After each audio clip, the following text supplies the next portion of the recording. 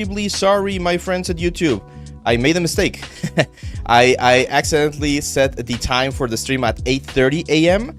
It was supposed to be 9 a.m. our usual time. So I'm sorry about that. I see Kosa. No, I think it's only you, Alan. I don't see that.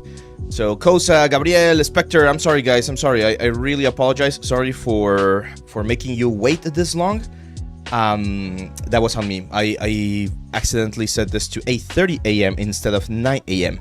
And even then I'm like 5 minutes late, so I am terribly sorry. You're gonna see why in just a second. I couldn't find my little notebook that I took to GDC to take all of my notes, so I was like scrambling and trying to find it as quickly as I could. YouTube, yeah, let me know if you guys can hear me. We should be live now. You guys should be seeing this. Grumbledump says, yo, anyone here on the tech art side of things? What's up, my friend? I am not really on the tech art side of things. I did attend a couple of like the tech talks on GDC. We'll talk about that in just a second. It was really interesting. That's a side of the industry that I don't normally like take a look at, you know, like learn about. So it was really interesting. Okay. What am I missing here? I'm just missing my little notification Twitch activity feed for anyone who sends any kind of stuff. There we go. There we go. Awesome. Yeah, cool. We got German Industries, we got Kosa, we got Every Time in 3245 on YouTube. We got the Bucket List 13. What is up, my friends? I hope you're doing great. We're gonna start in just a couple of minutes. I'm just finishing the last bit of setup here. And then yeah, we'll go into our GDC recap. There's a lot of stuff to talk about. And we're gonna be doing a little bit of hand painted as well, because I wanna finish the weapon that I've been working on this past couple of weeks.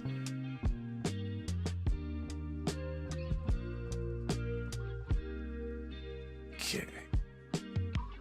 Here.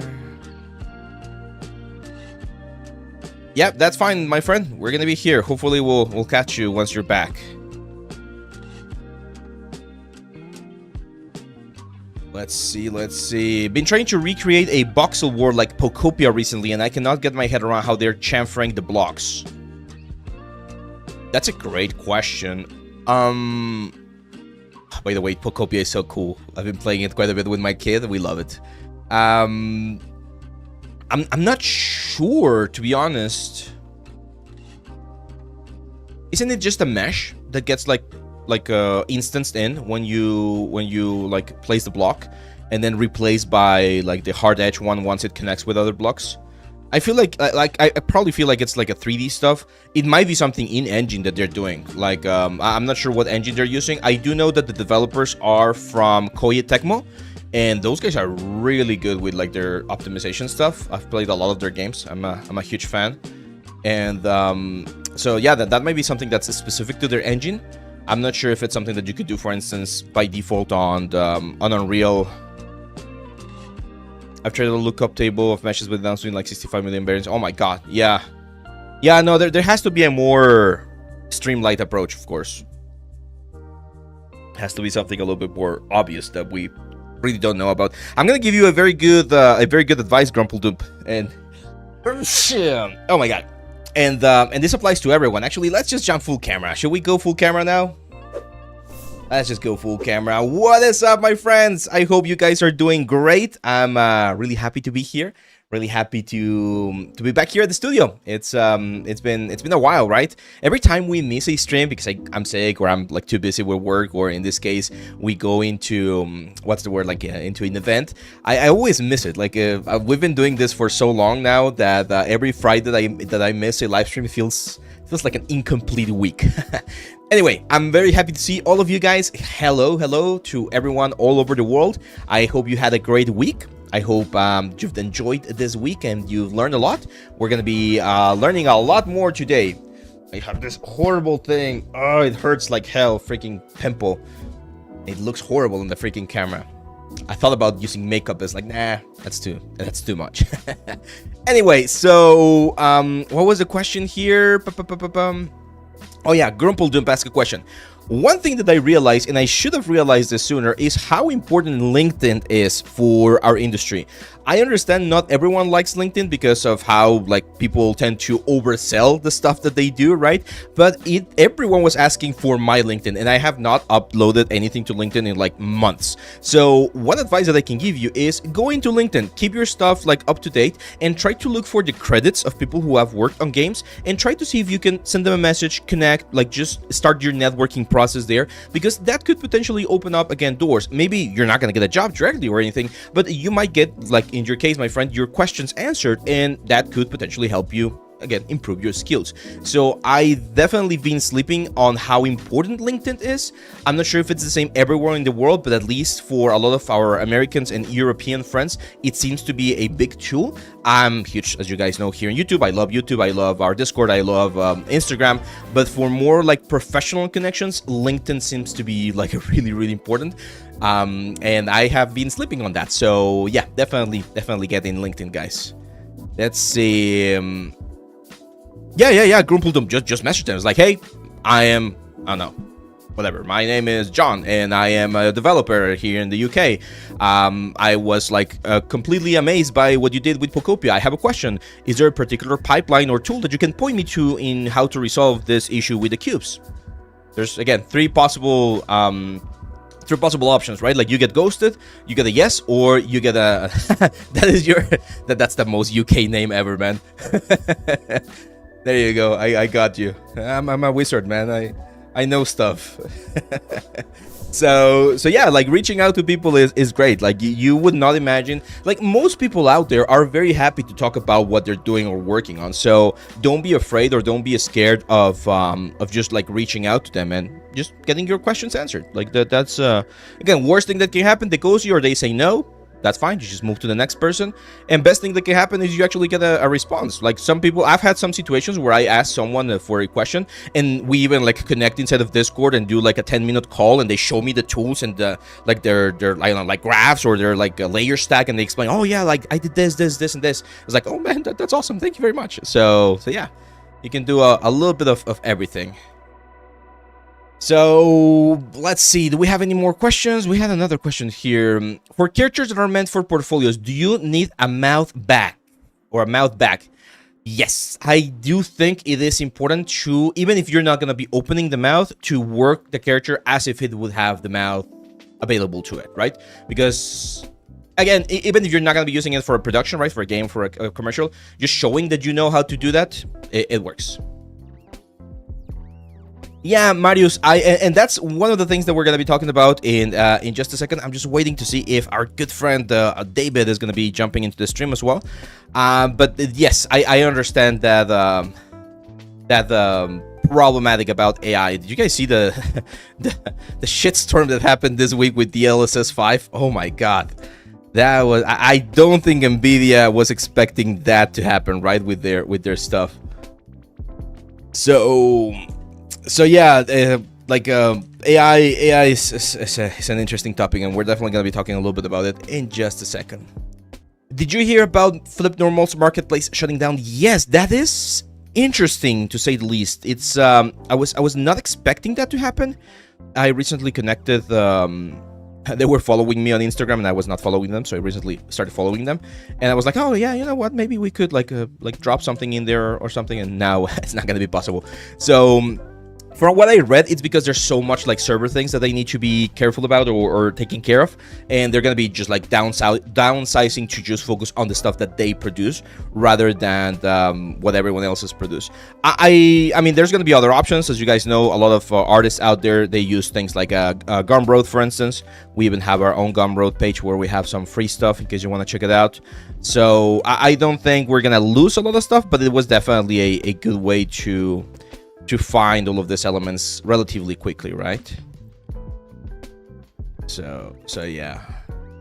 What did you miss? Nothing, Davis. Welcome back. We're just gonna wait a couple more minutes to see if our good friend David is gonna be joining us, and if he is, we're gonna start talking about how things went on a GDC, which was quite an experience, my friends. Quite an experience. It was really good. Myrmidon, what's up, man? Jade Visual says, thanks for your GDC coverage, Abe. Oh, I wouldn't call that a coverage, to be honest. I was just having fun. I actually upgraded the little camera that you saw right there of me using. That was a recent addition. It's like, hey, if we're gonna do this, we gotta do this right. So I got myself that like a blogging camera, which I think really helped because the quality was very, very nice. And yeah, we just talked about what we saw, the things that we liked, the things that we experienced there. So, you know, a little bit of everything. A side question, if I may ask. You may ask anything, my friend. I just started day one, Marmoset. I put in lights, but the shadows come out jaggy. Any fix for that? Dude. Give me just 1 second, because there's some things you guys shouldn't see just yet. We're preparing something, but unfortunately, it's I'm gonna use this one. Yeah, let's use this one. So I'm gonna use this one with this is a student of mine who's working on his 3D printing stuff, and he's got this guy right here. So this guy right here has a couple of lights. There's this light coming from the top, and then there's this light coming from the rim light. I'm gonna turn off the rim light for just a second. I'm gonna go here to light 1, and what you're seeing is this thing right here, right? When we get really close, oh wait, let's get rid of depth of field. There we go. So when we get really close, the shadows looked very, very jaggedy. Now, first things first, if you're working with raster layers, your shadows are going to be even worse. As you can see right there, they're going to be really, really pixelated because raster is, it's a very high performance, but it's going to have a little bit more or a little bit less of a quality thing to it, right? Ray trace is, of course, the best one. It will increase render times, but as you can see, the shadows are going to be a lot cleaner. But even if we're in just like a ray trace mode, you can still get this shadows to look a little bit better, and the solution is very simple. Just go to the light and change the diameter of the light. Okay, the bigger the diameter, the softer the shadow. So as you can see, by having a really big diameter here on the light, even though we're in raster mode, the shadow gives us a way smoother and softer effect. So this is something that I always tell you guys. Lights, any light, like the lights that I have here in my studio, the sun, if you're in a photograph studio, lights have a size. They're not like infinitely small, right? If you leave this at diameter 0, they are going to be infinitely small, and you're going to get this kind of stuff right here, like super harsh shadow. That's why it's important to increase the diameter of the lights a little bit, because the further away the shadow is from the light, the smoother and softer the edge becomes. So it's one of those things that can really make your renders pop a lot more. Of course, if you turn on ray tracing, as we just mentioned, things are going to be even better. Like, things are going to be calculated even better. But yeah, it's one of those like things that's important. So just light diameter or light size. Okay. Cool. Let's see. Did you ever create plumes with hair cards for the jousting helmet? That would be a fun process to watch. I'm gonna give myself permission to not answer that question. Let's see. Thank you, my friend. See you later. Black Stars. Side Effects Houdini. What's up, my friend? Hello and welcome. Is it the official Houdini channel watching us right now? That was one of the things during my GDC like experience. I got myself this notebook, and I have a lot of like stickers from all of the different places, and Houdini was one of them. So there was a booth for Houdini right there, and I was able to talk to some Houdini people right there, and it was pretty cool. Like, I learned quite a bit about the software, and we're hopefully have some sort of like a collaboration in the future. Like, that would be pretty cool. Of course, I met with the Substance Painter guys. You probably have seen this little guy right here. This is from Wes McDermott. He is an amazing artist, and he is part of the Substance team. He shares a lot of tips. If you are in Instagram or TikTok, make sure to follow him, because he's got a lot of very cool information. And yeah, it was a great experience. So yeah, let's jump now. Let's see. Let's jump now onto the stream. So what we're gonna do is the following, because I don't want to keep the stream like boring, just me talking to the camera. So I'm gonna be working on this thing while I answer questions, and I tell you a little bit about my experience at GDC 2026 this year. Does that sound good? Do you guys agree with that approach, or do you guys just prefer me being like full screen talking about the experience? I feel like we can learn a little bit about everything if we just keep working here on the weapon. Let's see. Okay, so this is a great question by Thomas6571. He says, was it the first time you went to GDC? And the answer is no. But here's the very funny thing, and I actually found or thought that this was like a super, I think the right word is cathartic moment. And that's the fact that the first time I went to GDC was back in 2016. So that was 10 years ago. Right? It was my final year at Noman when I was a student, and I was working with this company I showed you before, the giant, right? Like the horrible giant that I did. So I was working with that company, and they got tickets to the show. And they were like, hey, do you want to go to GDC? Like, we're gonna go to San Francisco. We'll pay for your ticket to the venue, and we'll pay for your hotel like expenses, because they had like an extra bed or like an extra room.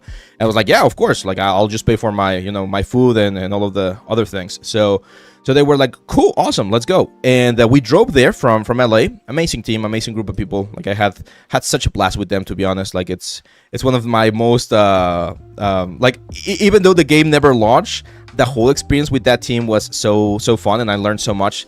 I really value it quite a bit.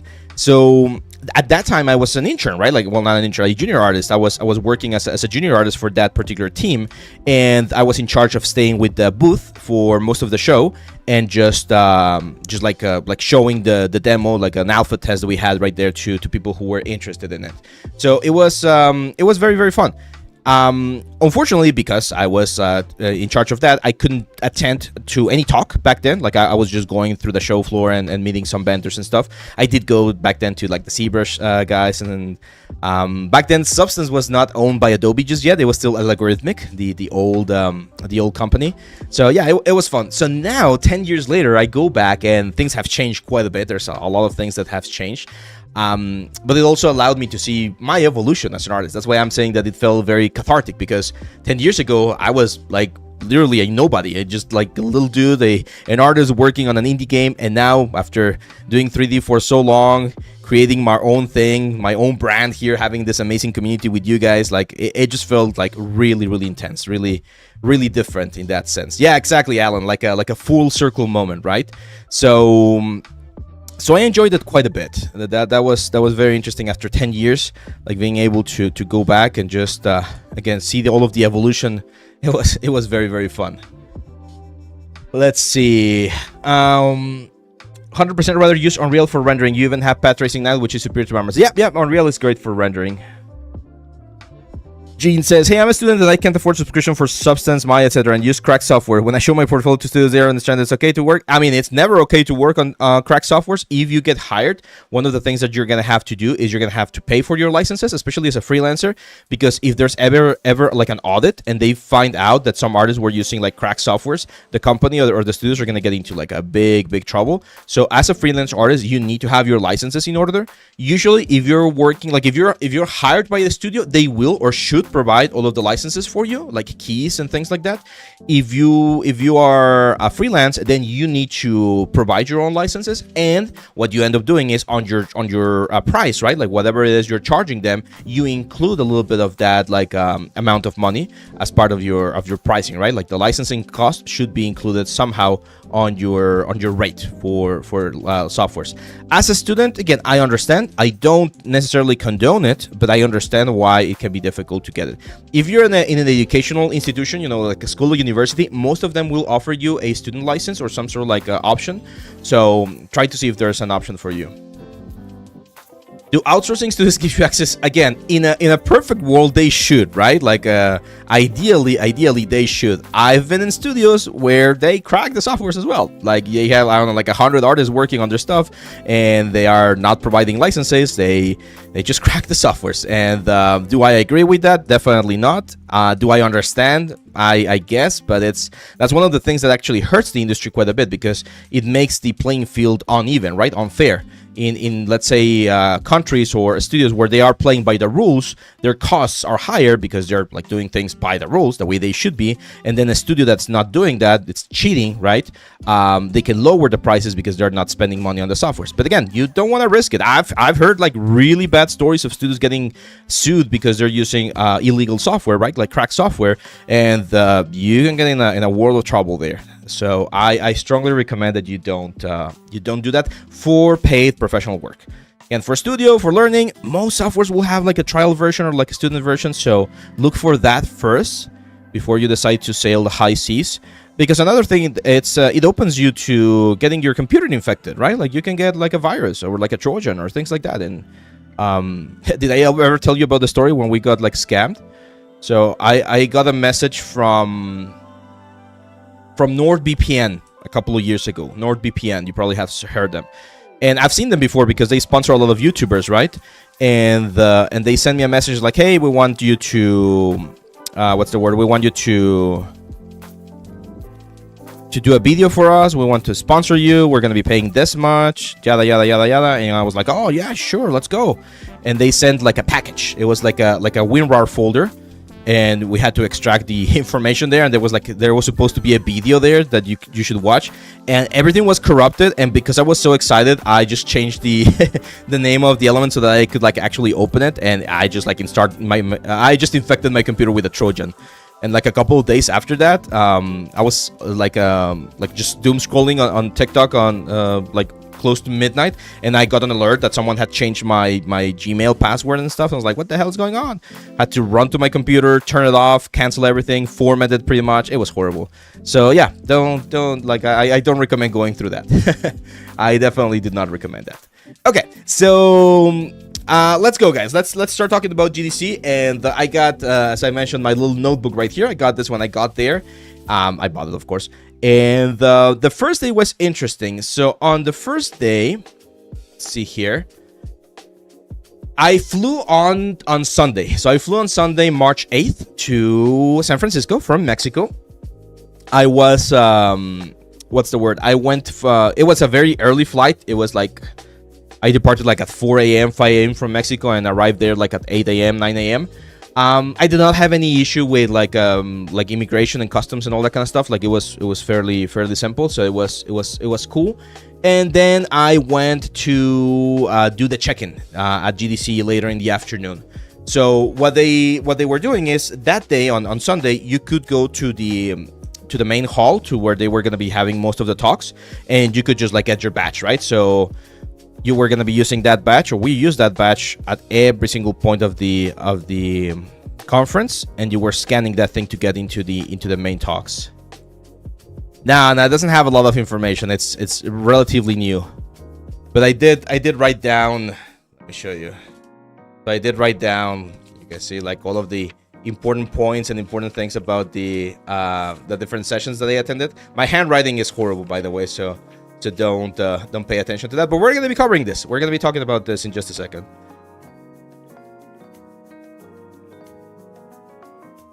Let's see. All the passwords for no VPN, imagine? Oh, no.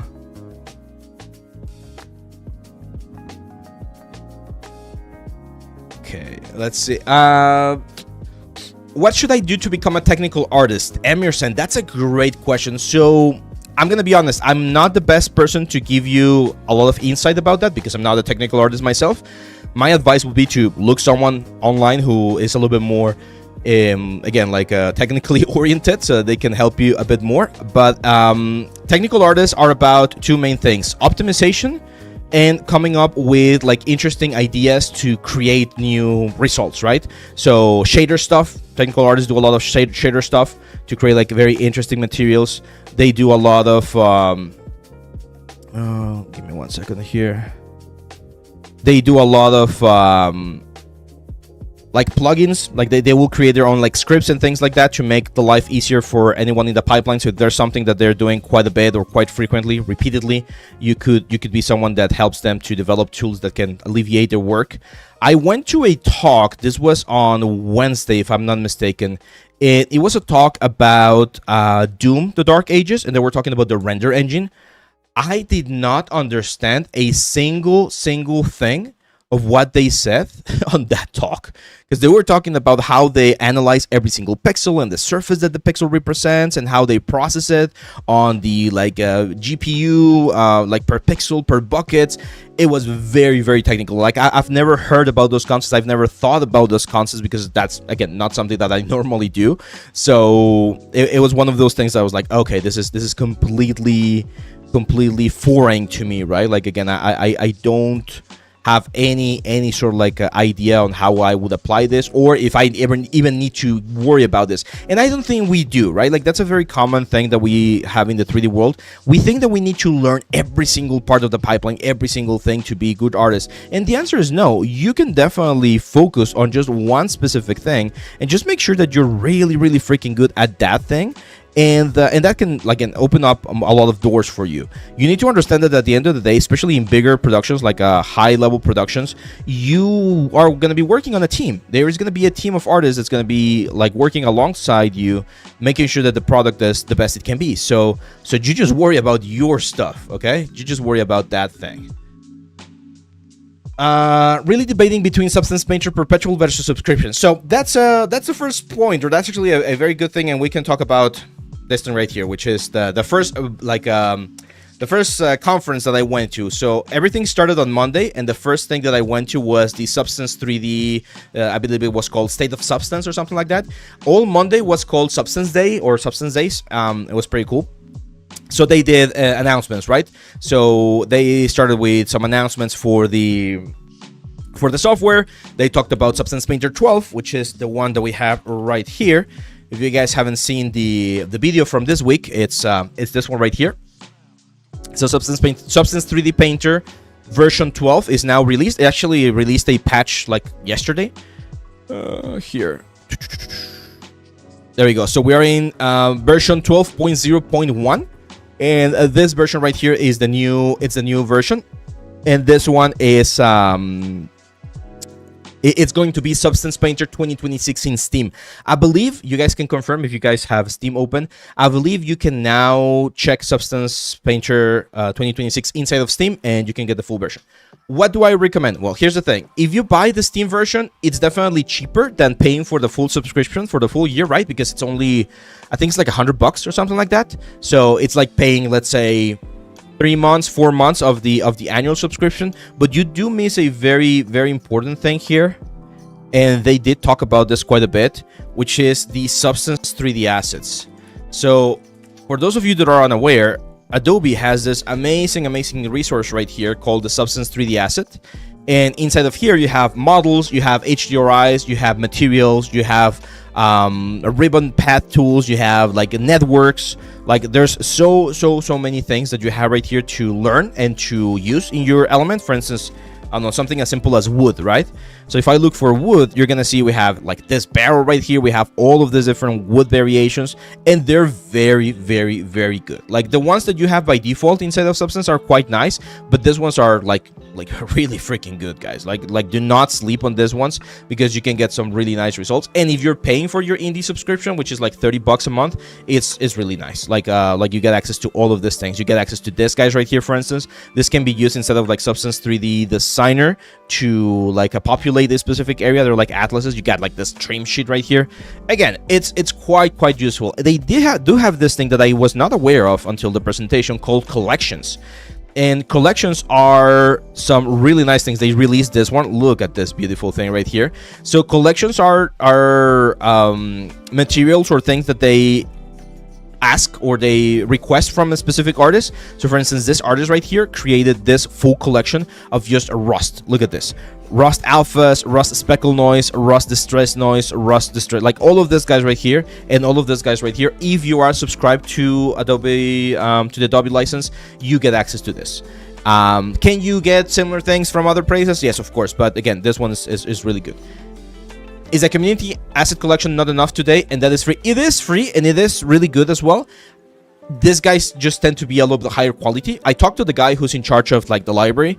He's actually in charge of the models, and he mentioned that they have a really intense, really intense like quality assurance process, where they make sure that every single asset, every single model, every single material works and is the best it can be. So again, can you do this yourself, or can you get this somewhere else? Of course, but it's just a good resource, especially if you're already having, right, or if you're already paying for it. So yeah, So Substance Painter 12 just released. We have the layer stack improvement that we talked about. We have the collapse layer that we talked about, warp to geometry. I really don't want to go into all of these things right here because we already did that on the video this week. So in case you want to see more of the information here, I do recommend. But I am going to be showing you this thing right here. Let me see if they have any announcements. Substance 3D Painter 12.1 beta. So,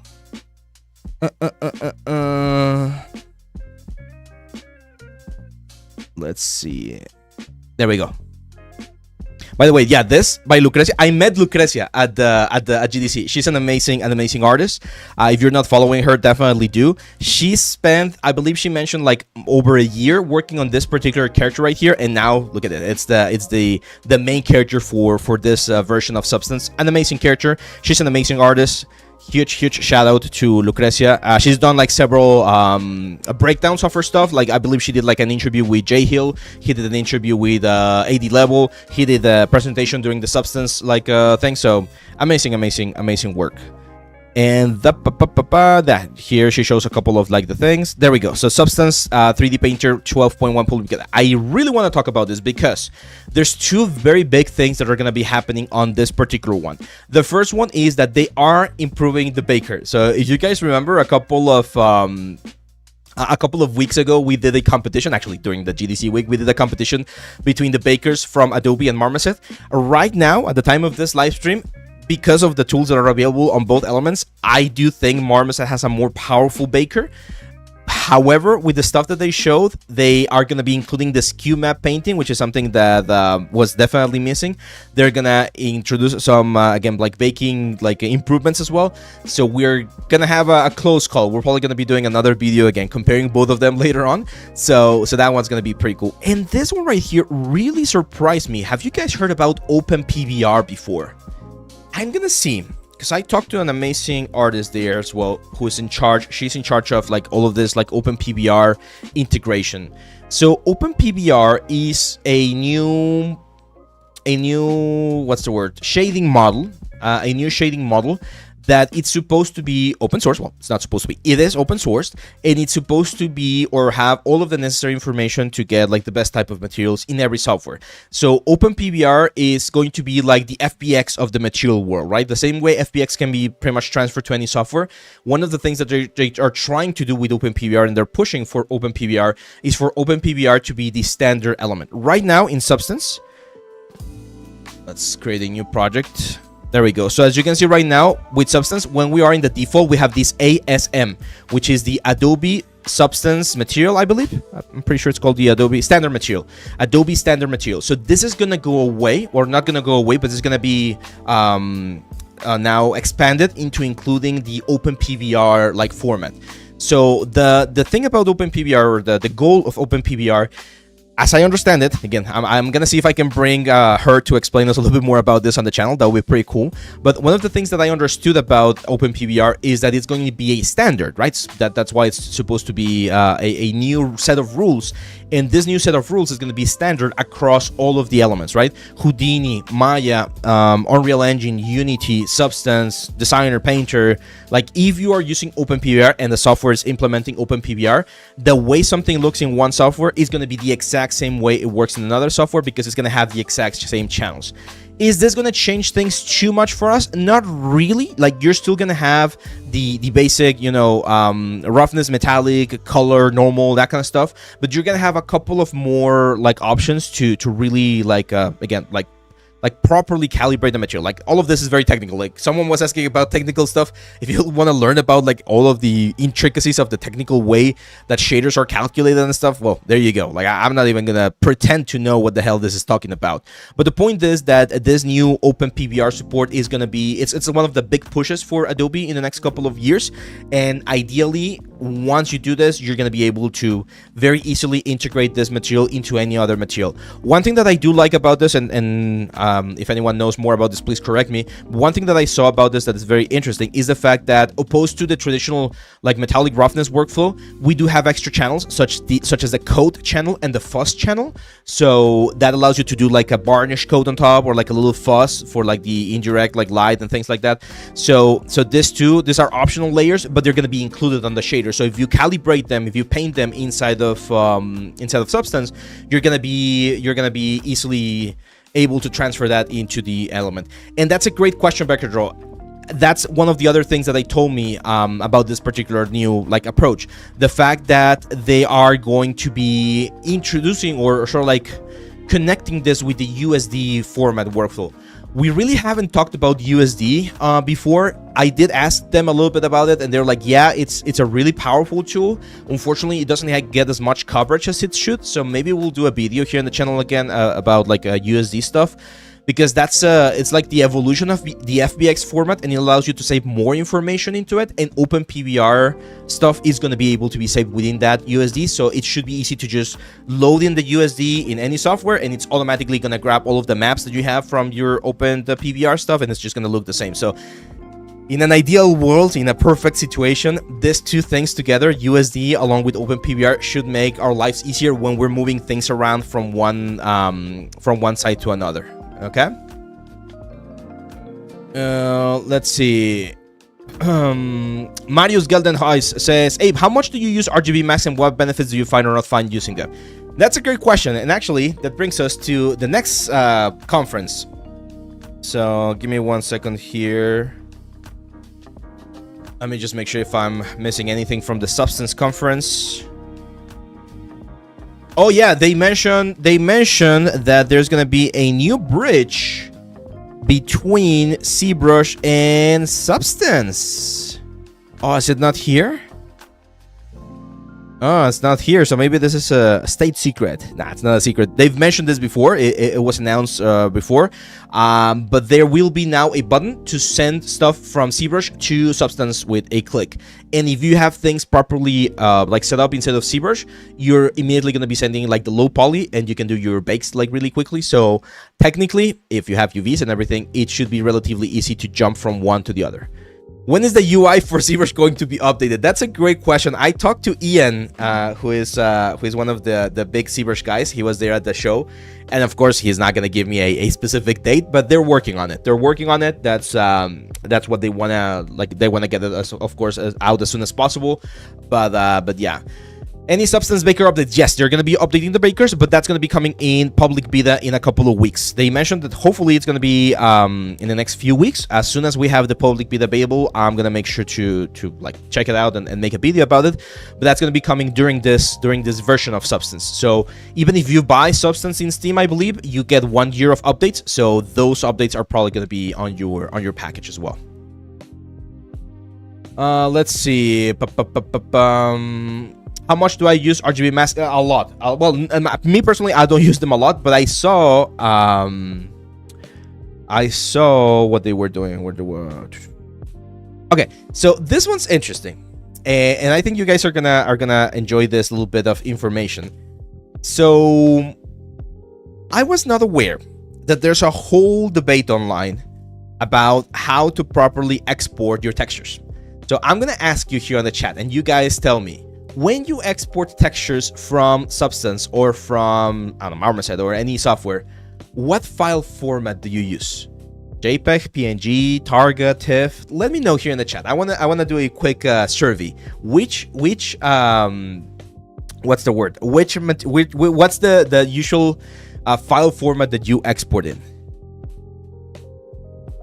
Okay, we got PNG from Thum. We got Targa for Wolfgill. Juan Guerra says usually PNG. Definitely not JPEG. Something's TGA. PNG, TGA, Targa usually PNG, of course. Targa. Okay, so the best, and this was confirmed by the person who did this talk. The best format to export textures is Targa. Okay. It is a very old element, but one thing that it is, it's a lossless format, meaning that you don't lose, there's no compression on the pixels, so you're gonna get the best quality when you do Targa. So if you want to get the best quality, even if the files are gonna be a little bit bigger, you always want to be using Targa. And there's a very important reason why you are gonna be using Targa as well. Give me 1 second here. Let's open the one right here. Yeah, EXRs are of course even better, but for like a really good balance of quality and optimization and balance, Targas are the clear winners. So let me explain why Targas are better. If you go here to export textures and you go to the output templates, let's say we go to the Unreal Engine packed, you're gonna see that something that this packed element tends to do, even if we go to the SSS packed, is they are going to be introducing information into the alpha channel of the element, right? So when you export in PNG, the alpha information of the PNG gets sort of like baked into the element, so you don't have that like element. It's a different type of process. So in order to keep that alpha channel separate from the rest of the elements, you do want to be able to do this right here. Like you want to be able to have the alpha channel as a different one. So my advice, and I've been using this by the way for a long time, but my advice is if you ever want to decide which texture to use, always use Targa. Okay, Targa is just like the go-to. The only downside to Targa, in my opinion, is the fact that when you're in the Windows Explorer, you don't see the thumbnail, like you can't really see it. You need to open it in another software because the default Windows Explorer doesn't allow you to see it. But it's a powerful map, the Targa one, and again, it's because it's a lossless texture, so you're not gonna have any sort of like weird compression, and you are going to get the alpha channel as a separate channel. So the next thing right here is, what was it?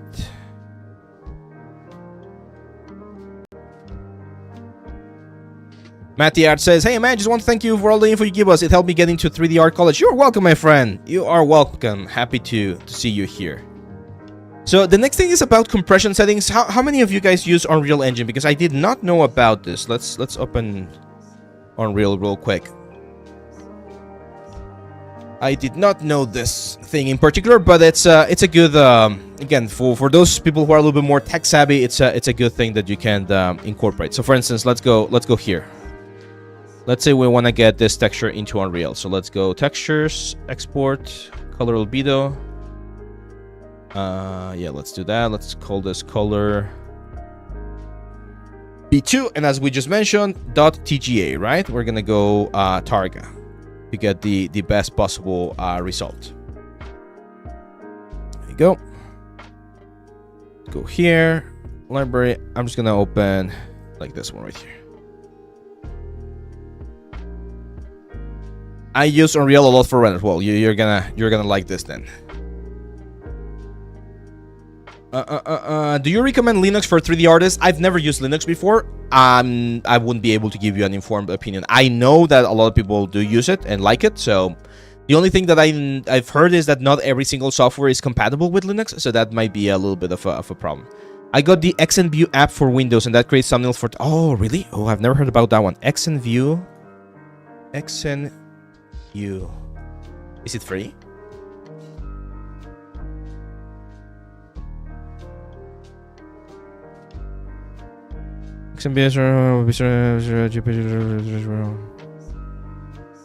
Is it free? Is it free? That's the question. Downloads.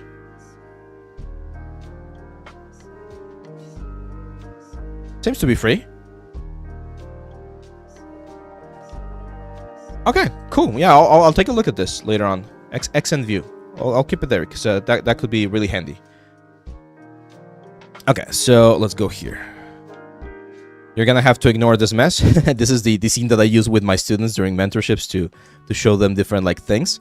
So here's what we're gonna do. I am going to go here. Let's create a new folder. Let's call this weapons. And here I'm going to bring in my dagger. So I got the... I believe it's this one, dagger low. So we're gonna just drag and drop it. So here on this one, we really don't need to do anything. So I'm just gonna import and that's it. We should have the... it separated all of the pieces. That's fine. I'll just get them all together there. And that's it. So that's the geometry. When we export the textures, this is the important thing. So when we export the texture, oh, right click, I'm gonna go. Where is it?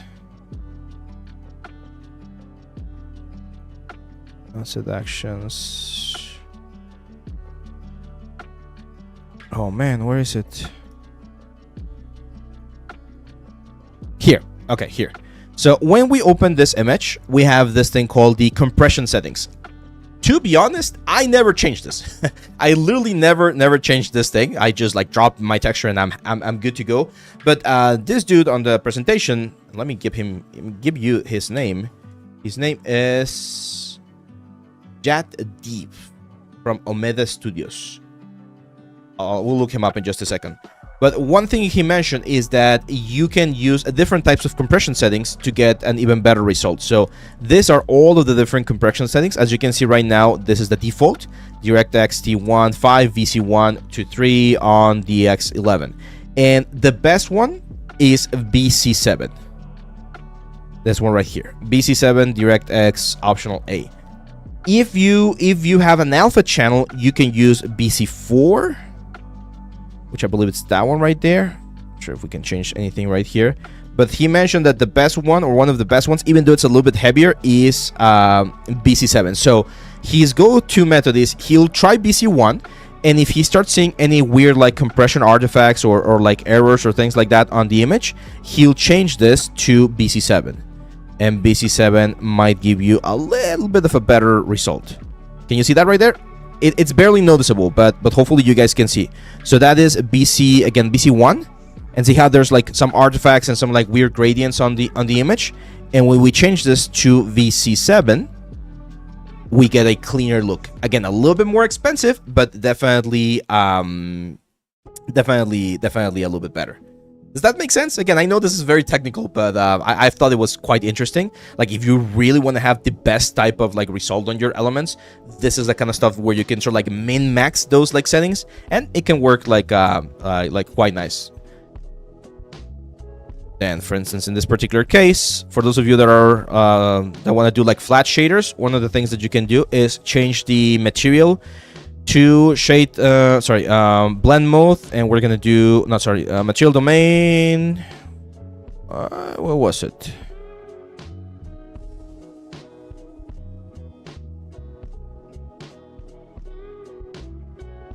Unlit. We're gonna change this to unlit, so it has no light information, so it doesn't receive or cast shadows.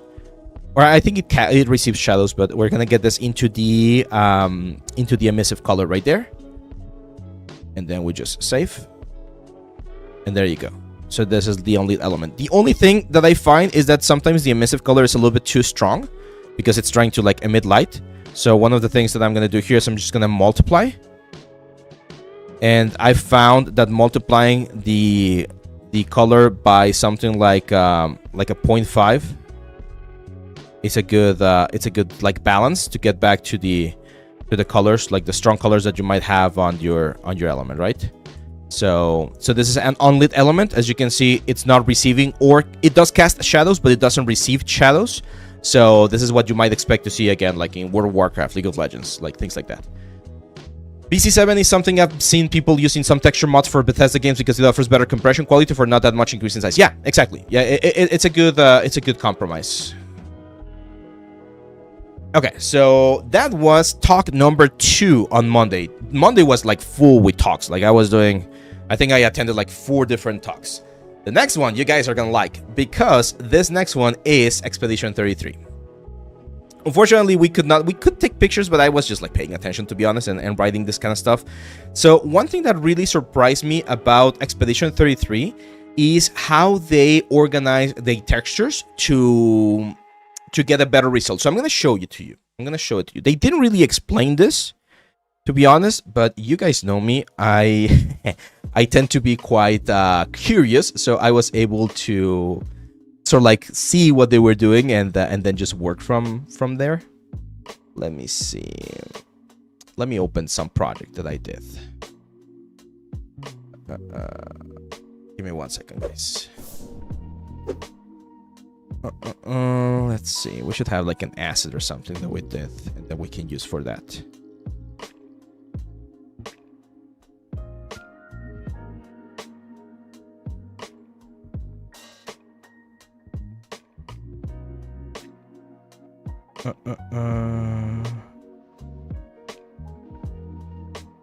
Oh, well, the X. Where's the X? Let's do the X. The X is a good one. Here.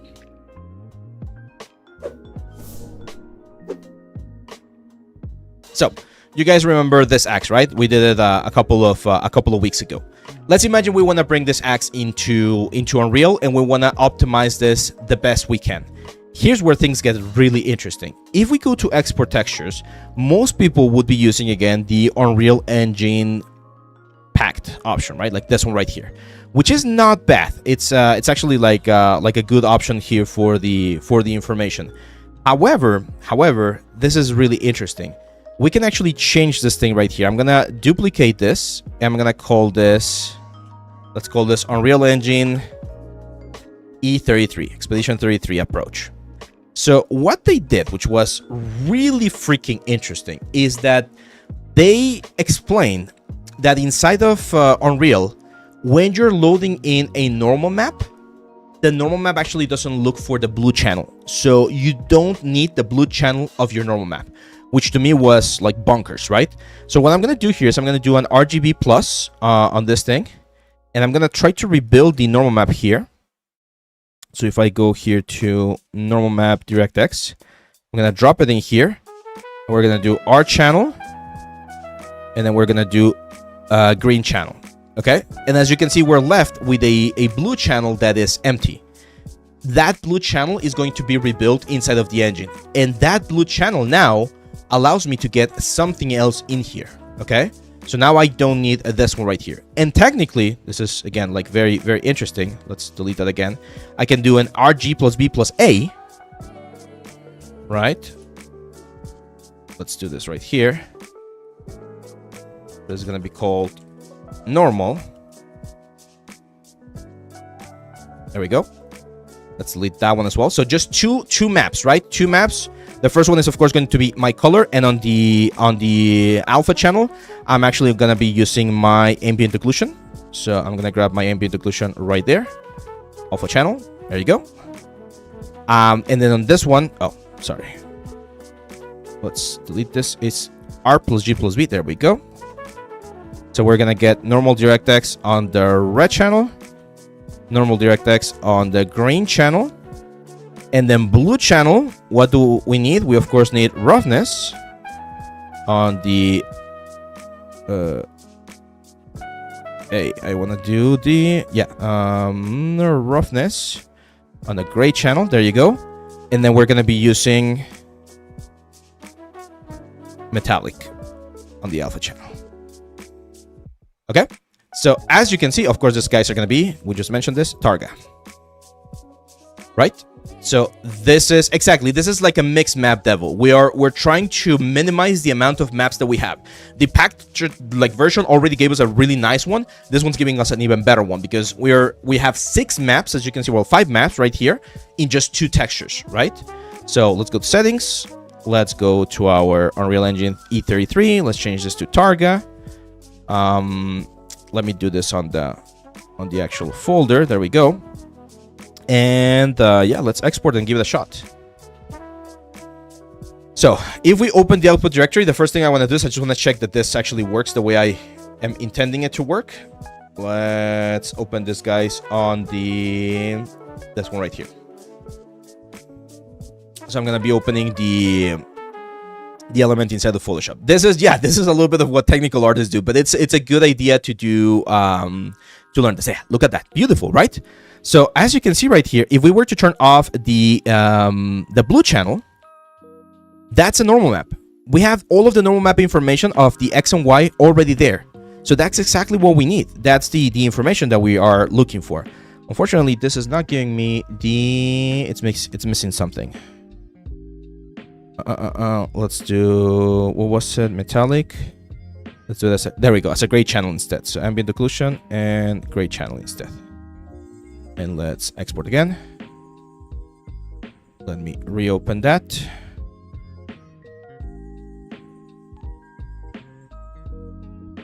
There we go. So now, as you can see, the red and the green channel, that's the normal map. The only thing we're missing is the blue channel, but Unreal is going to reconstruct it for us for free, pretty much. So that's fine. Like, we're done. We have everything that we need right here. The blue channel is the roughness. We have the roughness information here on the blue channel, and the alpha channel is a metallic. So in one texture, we have normal map information, roughness information, and metallic information, which is great. We're gonna, of course, connect this in just a second inside of Unreal. But I just thought that this was like genius. Like, of course, like, why would you not use some extra channels to save some information? Same thing for this one. Like, of course, RGB is gonna be my color, and then my alpha channel is going to be my ambient occlusion. So we have the ambient occlusion right there in case we wanna sort of like punch things a little bit more intensely. So now let's really put this to the test and see if it works, because I have not tried this inside of Unreal, but it should work. It should work. Let's grab the Axe game ready right here. Axe game ready. There we go. I'm just gonna hit import. So we got the Axe. Oh, it also combined everything. So Axe. Okay, so that's my Axe. Of course, it has a different material. That's fine.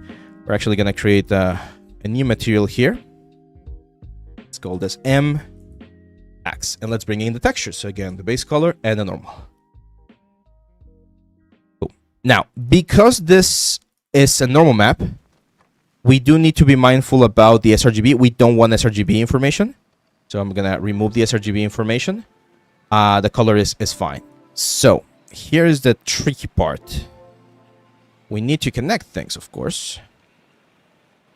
So we're going to use this texture right here and this texture right here.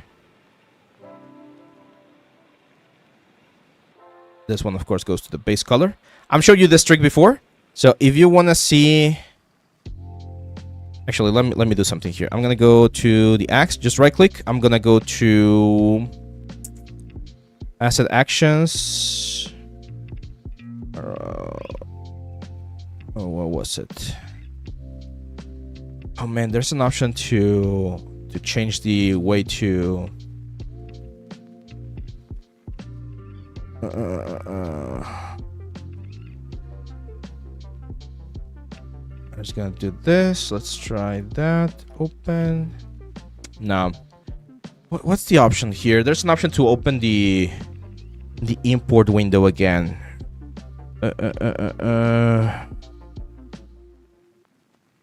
No, this one already flipped it because it's on DirectX, so we're fine with that. Don't worry. Tone Dan, thank you, my friend. Thank you for the support. I'm glad you've catched us. Ideally, you should have master material with all textures parameters. Yes, of course.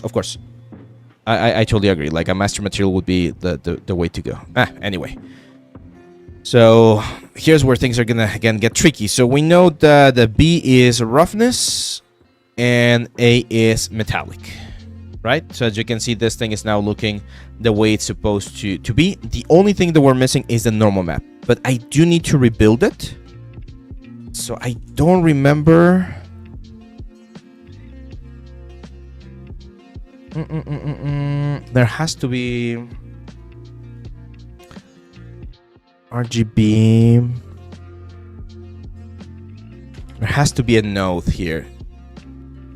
You need to open the asset viewers in the static mesh one. Oh, there you go. Satu says, hey, for the past few months, I've been learning 3D modeling alongside drawing as a hobby and to develop my artistic skills. I've really enjoyed sculpting. Do you have any recommendation about buying the first graphics tablet, budget one? I would really like to learn 3D sculpting more and maybe try RGB. Yes, so my advice is don't go for a pen display just yet unless you can afford it. So there are a bunch of like brands out there. There's Huion, there's XP Pen, there's Wacom. Like, all of them are really good. When I first started, I started with like one of this, like the Wacom, like the very basic Wacom one, which is like $50. So that one's really nice. If you can afford a pen display, then I mean, go for it. It's really fun. It's really cool. But yeah, just double tap on it. Double tap on what? On this guy right here. Yeah, I know this, but what I wanted to change was I want to combine all of the FBXs. That's what I wanted to do.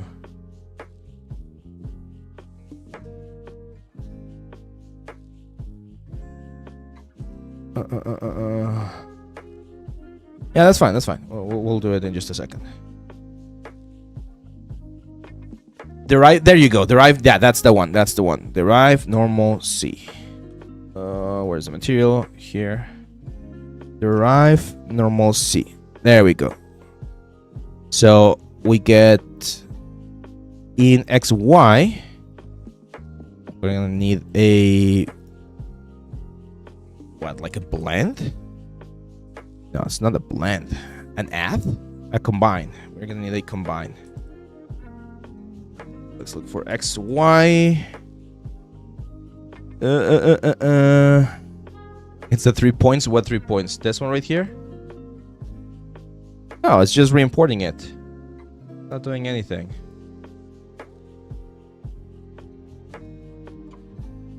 Append vector, of course. Of course, the append vector. Append vector. Thank you, my friend. Thank you. See, this is the technical side of things. So we're gonna do append vector, then this one in here, and let's try that in the normal map.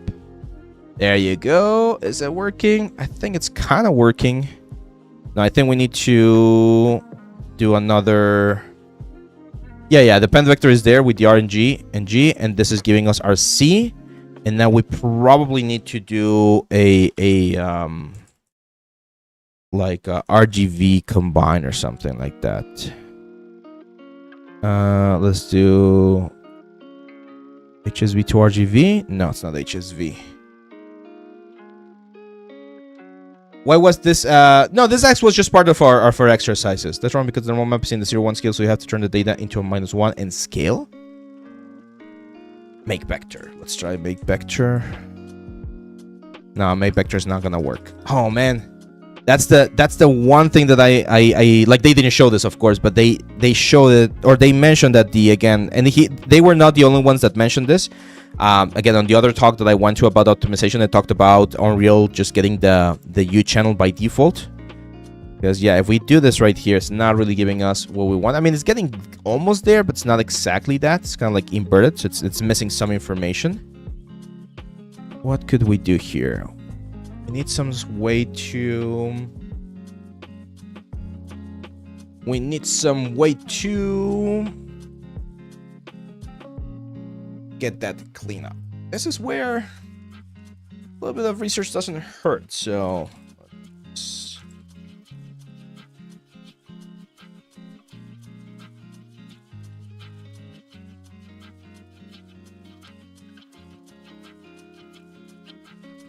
Second, right second.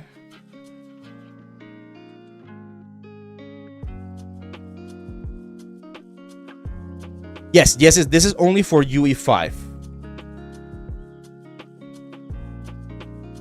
Okay, so first things first, this thing should be set to sampler type normal.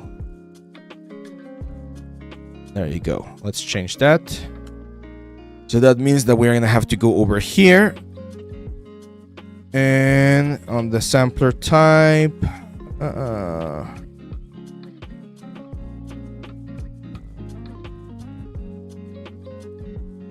am I using this? Where is the sampler type? No, it's not here. Okay, it's on the material then. Let's go here. Let's do a texture sample, and then sampler type is gonna be normal, and then we go for this right here. Okay, that works. The first stuff, that's it. What's the project? We're trying to optimize our texture work, and I'm gonna summarize this at the end, don't worry guys. We append the red channel and the green channel together. Yes, we did that already. Cool. Ah, someone was right here about the information. Ponky, yes, you are right. You are right. After the append, we need to add a subtract.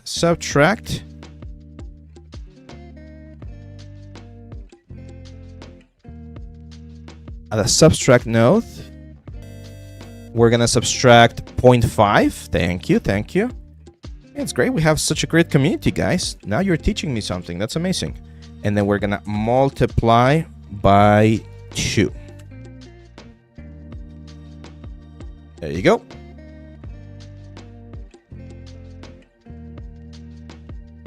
Okay, then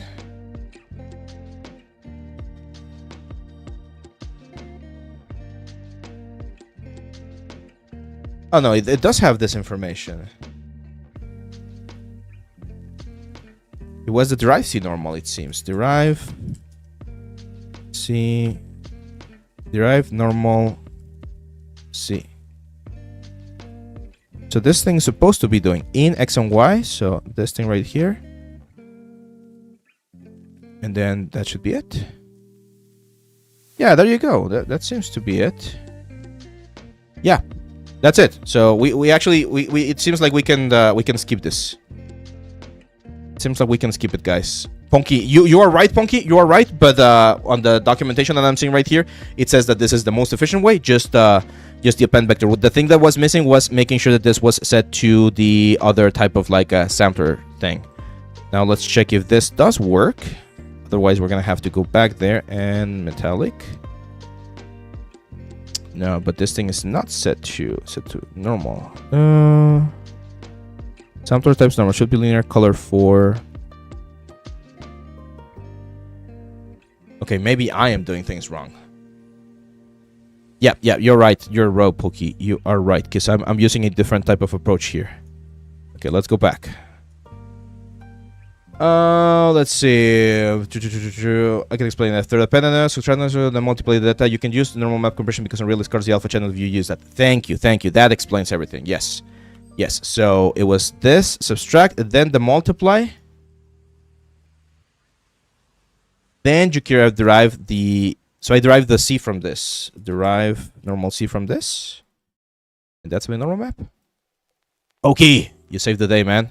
Awesome. Thanks, my friend. Thank you. So, oh no, blue is roughness, and the alpha is metallic. There we go. Pokey saves the day. Thank you, Pokey. You're gonna get a little star today. No, thank you, my friend. I really appreciate it because I understood the math behind like this, like a map packaging inside of Substance, but I did not understand this thing right here. So, just to summarize, guys, this is what you're only plugging in the blue channel of the normal now, though. No, but it is working, right? Or am I missing something?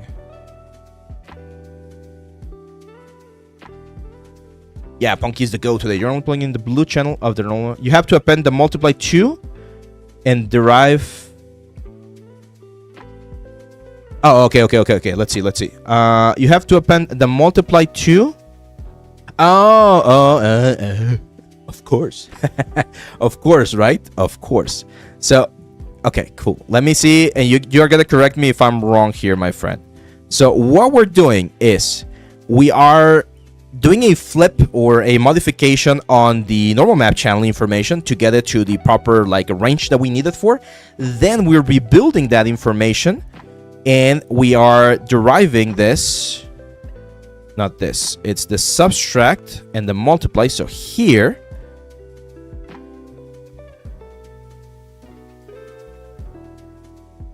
You have to append the multiply 2 and derive C normal. Okay, yeah. So we append the multiply to 2 and the derive C normal. Multiply 2 and derive C normal 2, append node. Append node. Okay. Then the result of that to normal output. Yes. That I understand. And this one right here, do we just take it from the first append then? Okay. Just to make sure I get this, just to make sure that we're on the right track here. Nope, that's not it. What do we get here into derive C normal? The multiply goes to the derive normal C. Okay, here too as well. It seems like here in Mexico we have a game called Teléfono Descompuesto. I'm not sure what the name is in other like countries, but this is when someone's giving you a message and you're not getting it right. So yeah, let's see. We're gonna solve this. Don't worry, guys. You're trying to plug a vector 2 in a single float input. Yes, I understand that. You have to append the multiply 2 and derive normal C. You get all 3 channels of the normal. Yes, that I understand. The multiply also goes to the driver. We're getting an error here. Aren't we supposed to be getting this thing right here? It's just called broken telephone? Yeah, that makes sense. The multiply also goes to derive normal C though. Yeah, that's what I had. Why are we getting a vector? Oh, because we needed a vector 3? Append vector many? No, that's... I mean, we could split that. Do we split that?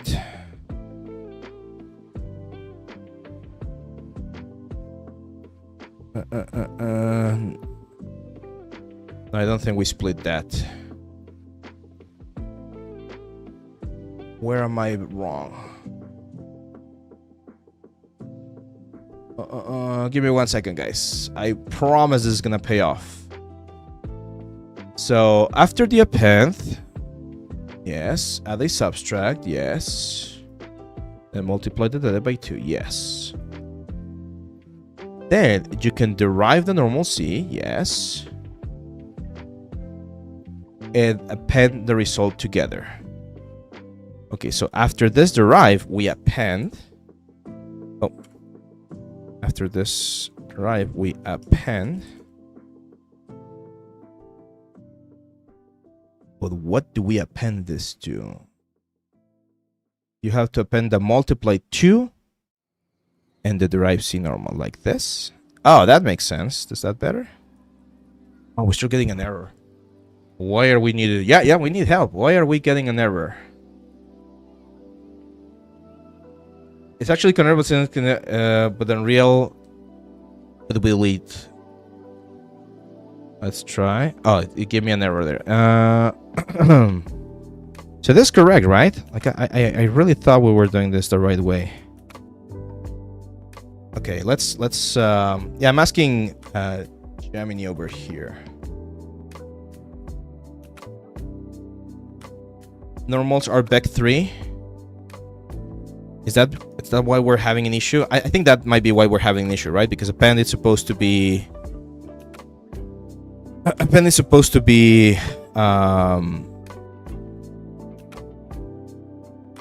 just 2 elements, so we might need 3. So let's do append many. We want to get the RGB out. Now, I do believe that there's a split. Well, what would be the opposite to the append? The split? Because this one is the blue channel. And then this one's, I need to... I mean, couldn't we just... No, because we need... Drive C normal. Because this is not working. I thought this was working, the drive C normal. Is it not working now? Like maybe with this thing? Let me save and just let's check, because I think we might be there, to be honest. I think that might just be the missing one.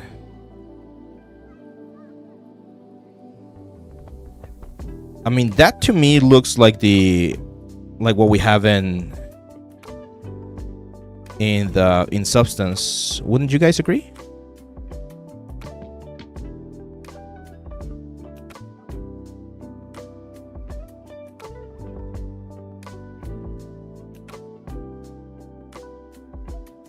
I think that's it. Okay, yeah. Send me a picture, Punky. Let me give you access. Yeah, I love this teamwork. Pec art and normal art together. Let's go here. Waiting room. Punky. Okay, you should have access now, Punky. Where did you send the image? To Whips? Chat room? Oops. Or just send me a DM. If you see my name up there, just send me a DM.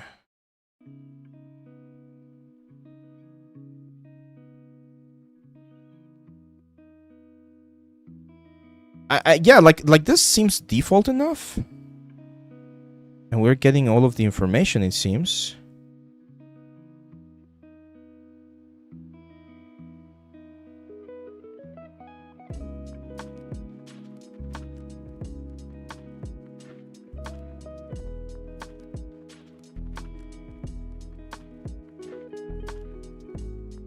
That's weird.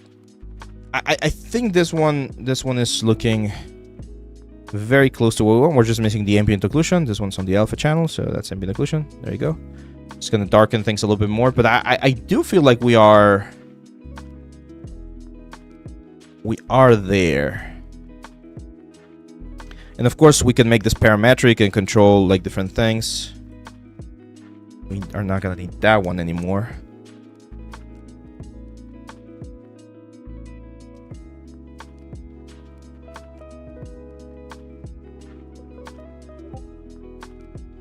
I'm getting tagged. Where is it?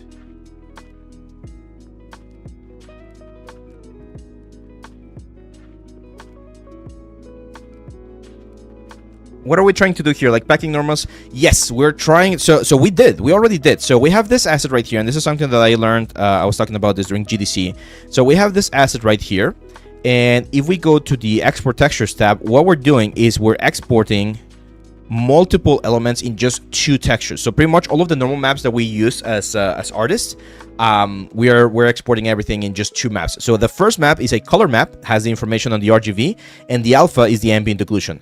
And the second map only has the R and G information of the normal map, and the blue and the alpha channel are the metallic and the roughness, right? So instead of having 3 textures, which is usually color information, normal map information, and then occlusion, roughness, metallic, we save space by combining them into just 2. And so far, I think we made it. Like it looks like we did. We're using this like fancy, well, it's not fancy, but we're using this couple of like things here to reconstruct our normal map and have access to it. We're just confirming with our good friend here. There we go. He's got the image here. Let me copy this.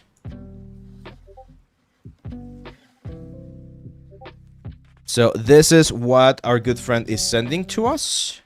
Our good friend Ponky. So yeah, so as you can see, we have our base color and ambient occlusion. Yes. This is a normal map information. Oh no, this is a occlusion roughness metallic thing. And he did this thing right here. So a constant 001 lerp. And then the normal map. Yeah, no, but this is a little bit different, isn't it, my friend? But yeah, I understand what you mean here. Yeah, so derived normal is already doing it. Now I have a question here. Let's do this. My question, and this is, I honestly find this part very, very fun when learning, like just testing things out, right? Like what happens if, let's make this a plane. It's gonna be a little bit easier to see. So what happens if we just drive this through the derived scene or derived normal C? Because it didn't work before, right? Yeah, so this is the problem. And this is where Ponky was right. So that's someone else's picture? Oh, give me a second. Oh yeah, that's multi-compare. What the hell? Sorry. Where did you send it? Send me a DM? Oh, there we go. I have it. Okay. Cool. There we go. So this is Ponky's. Okay. So it's the append, and then the subtract, and the multiply, then derive C normal, and then mask arc, mask G, mask B, append many, and then we get there. Okay, let's try that. Let's try that and let's compare. So as you can see, if we just get the RNG and we just derive normal C, we don't get the right result. Like this is not working. If we do what Ponky showed us and we then derive the normal C, we get a lot closer to what I expect to see. Like the normal map is actually working. Now I'm just curious if we need to add this extra little step that Ponky added, or if we could skip it thanks to the derived normal C. Maybe it's the same thing. So let's try it. So we need another derived normal C. We need a mask, component mask. There we go. So R, in this case, it's just going to be R. There you go. And then this is going to be component mask G. So we go R, G, and derive here. And then we just do another mask. And this is going to be B. And instead of the derive C normal here, we do an append many. And we are pretty much rebuilding our normal map. And we're outputting the RGB to normal. Now let's do another derive normal C. And let's test this out. So as you can see, this thing right here is also using a derive normal C down here to get like the blue channel. And then we're combining everything. My question here, Ponky, is do we get the exact same result by using this fancy deconstruction? And do we get the same result if we do it here? So you guys are going to be the judges. You tell me what you see. Let's zoom this out. I'm going to try to get like a nice like glancing angle thing. So let me know if you see any change. Are we seeing any change? Gonna do it again. So that's one. And this is the other. I don't think so. You see a change? I don't really see a... It's the same, right? It's the same. I think it's the same. No change. Yeah, I agree. I don't think there's a change. So that means, my friend, Ponky. Yeah, exactly. That means that might have updated this thing a bit. So the cool thing, or the good news for us, is that we don't need all of this deconstruction, which again, I'm really thankful for, Ponky, because you did help us with this thing right here. I did not know about this subtract and multiply thing. So thank you for that, because this is amazing. Okay. And then we just plug this into the normal map, and there we go. Cool. Oh, mama. Yeah, mathematically, there's no change, it seems. So cool. Okay, now let's do a quick thing, because here's the thing. I know some of you guys might be like, this is way too much, this is too complicated. It's not. Well, it is, but at the same time, it's the kind of stuff that you need to feel comfortable exploring. There's a very famous quote. Oh my god, I love this quote. Give me 1 second. Let me look it up right now, because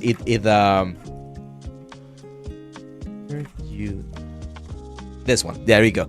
So this quote is by one of my favorite authors, and it goes like this: the cave you fear to enter holds the treasure you seek. This is by Joseph Campbell. He created he's a creator of the what's the word, he made this amazing book. Oh man, I completely forgot about his the hero's journey. He's one of the creators of the, or he came up with like the one of the divisions of the hero's journey.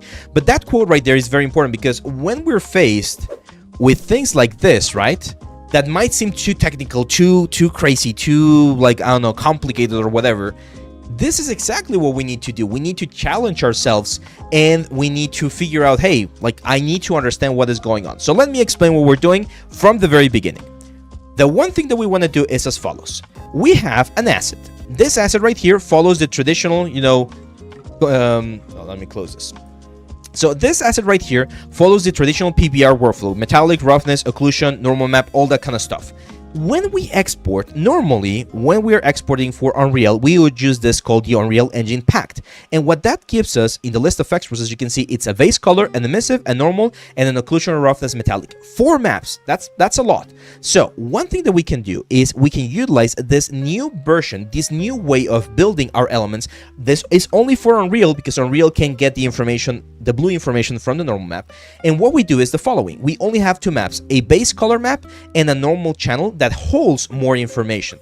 So in this particular case, on the color map, on the RGB, we have the color of our element, and on the alpha, we have the ambient occlusion.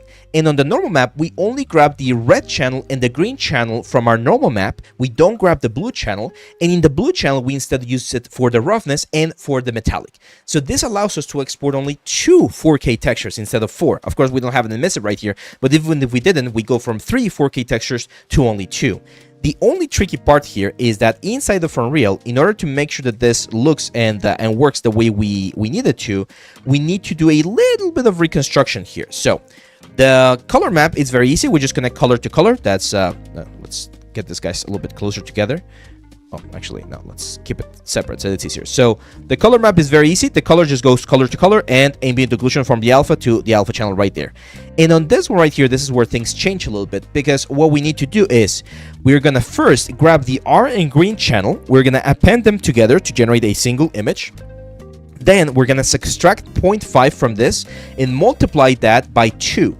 This will properly change or modify the colors so that the derived normal C, which is the node that we need, can properly extract the blue information or the blue channel from our element. And once we do that, we just need to plug that information into the normal map information. So it's going to take this, again, modify X and Y values so that we can do this normal map right there. And of course, the blue channel is going to go into roughness, and the alpha channel, which currently holds our metallic, is going to go to the metallic. And if we do that properly, as you can see right here, we are going to get our weapon inside of Unreal working or looking exactly the same way it did inside of let me make this a little bit bigger so you guys can see. It's going to look exactly the same as it did inside of Substance Painter, but with the great addition or the great change where we're only using 2 maps instead of 3. Is it okay to do with material mask for opacity from base colors? Yeah, you can do masks, you can do blends, you can do a bunch of different things. So yeah. Okay, now you need to make a post specifically for this. Just a screenshot of this texture. That's a pretty... Yeah, of course. Let me get it here. And again, thanks, like big thanks to Punky here. We learned a lot today. Everyone learned a little bit today, right? So again, not super complicated. Just a couple of notes here to optimize this. One thing we can do is... oh man, what was that? Shortcut to... There we go. Just double click on the little guy right there. I'm gonna clean this graph a little bit.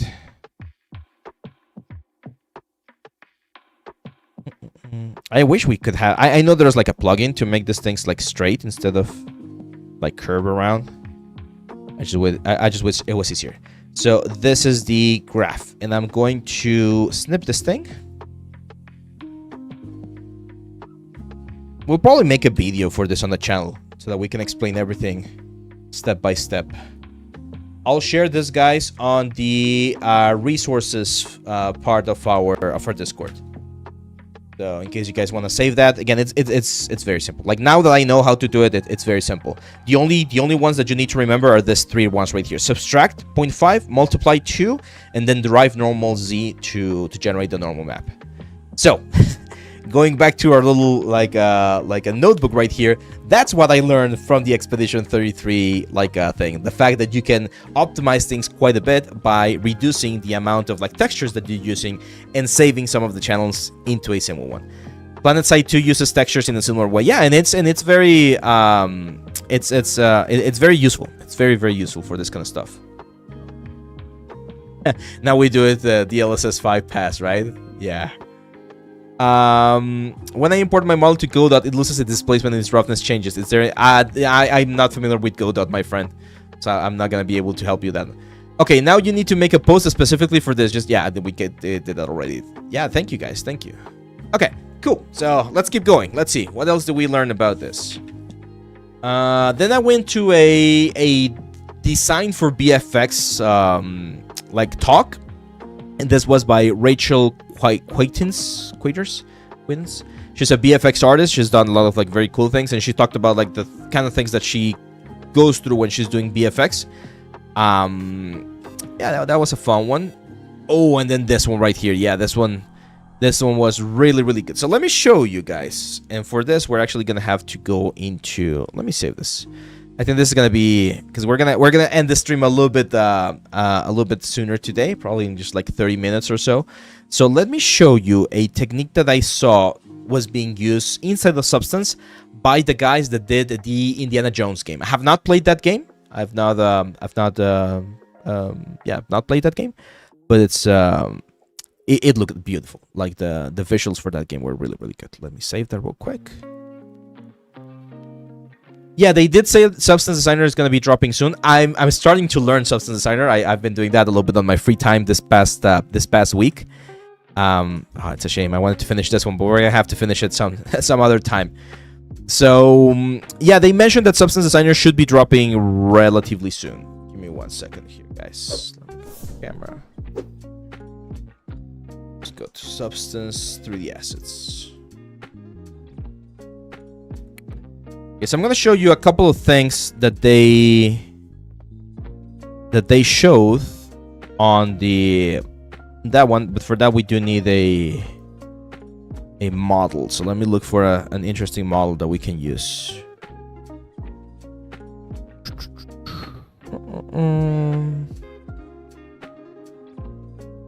Trying to look for like a door or something.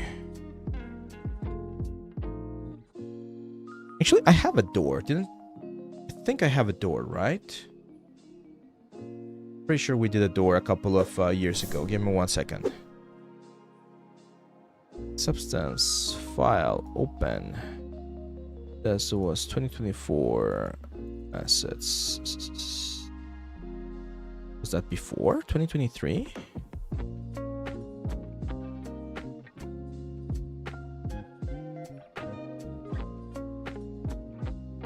I remember doing a door. Now I don't know where it is. Was it like on the environment course? I mean, we got the chest. That could work. I'm not a huge fan of that chest. I mean, a barrel can also work. Yeah, let's do the barrel. I know it's a very simple one, but... No, I hate that barrel. That's a very ugly barrel. Different one.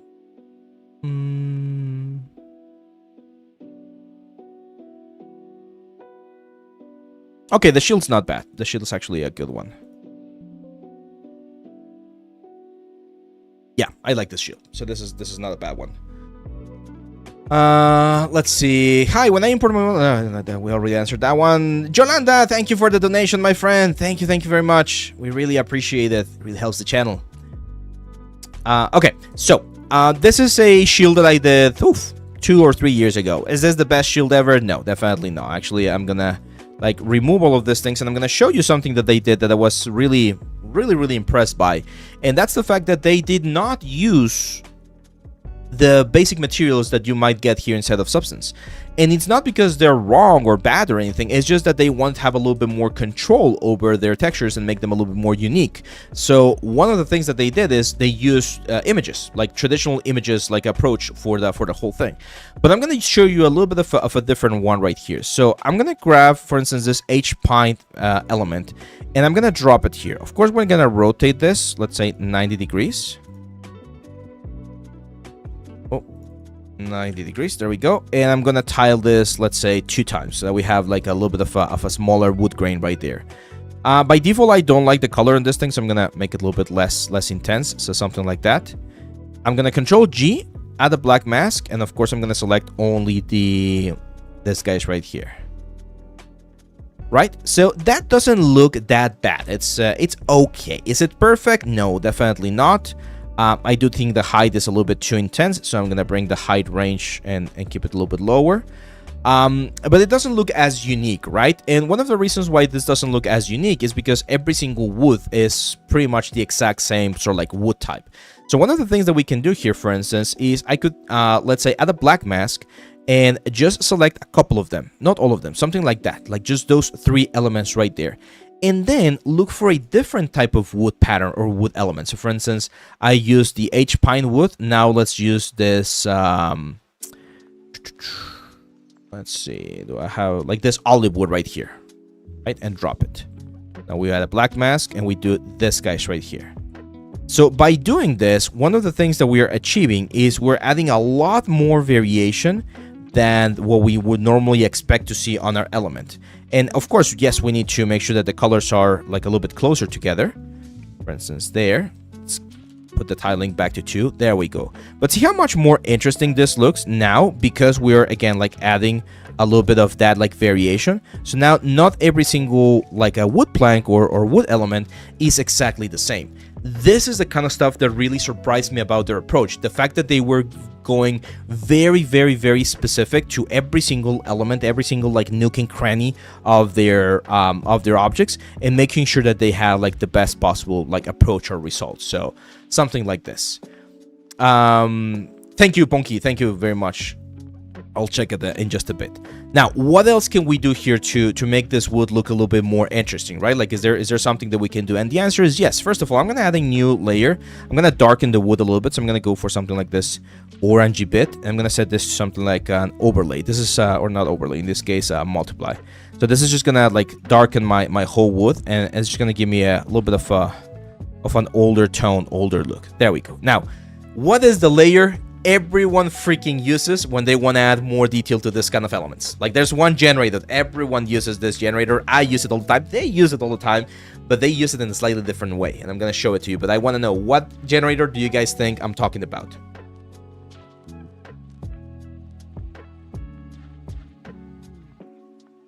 That's right. That's right. Metal edgeware or dirt. In this case, dirt. Okay. So what I'm gonna do here is I'm gonna add the generator, of course. Or a black mask, rather. Actually, let's go for like a... I always like using the rust like modifier, like this rust brown, because it has a lot of like color variation. I am going to remove height. I don't want height information. Add a black mask, right click, add a generator, and we're going to add a dirt generator, right? And of course, if we set this to something like a multiply, it's going to darken all of the borders. Now, what is the one thing that I always tell you guys to do here to make sure that this dirt doesn't look super obvious? Because right now, if we take a look at the mask, the rust or the dirt is hitting everything very uniformly, and it's being, again, very, very obvious. Yes, we use a clouds filter, we use like whatever, like a grunge modifier, and we multiply it against it, right? Like we generate a little bit of variation. So I always show you to do that. But I'm gonna show you the one extra step that I learned is like, oh, actually, this is very smart, and we can use it to get something that looks very, very nice. And that, my friends, is the option to add a filter instead of a fill. So I'm going to go to filters, and I'm going to add this filter that I've never used before. When I saw that, I was like, oh my god, I didn't even know this existed. And it's called the warp node. So what warp does is this. Look at that. So this is our normal dirt element, and when we turn on the warp modifier, it literally warps the dirt. It generates a very, very intense effect there. And the cool thing is we can change the intensity multiplier here to make it softer or smoother. If we go, for instance, to 1, as you can see, it's going to warp it really, really, really intensely. Now, why is this useful? Because instead of having this like super clean straight lines on the dirt, it warps it around, and it gets something that looks a lot better. Look at this. Like, just look at this dirt right here on that like corner. Without the warp, that looks super obvious and super fake, right? With the warp, now we get some really, really interesting variations. It's such a small little detail that I don't know why I missed it.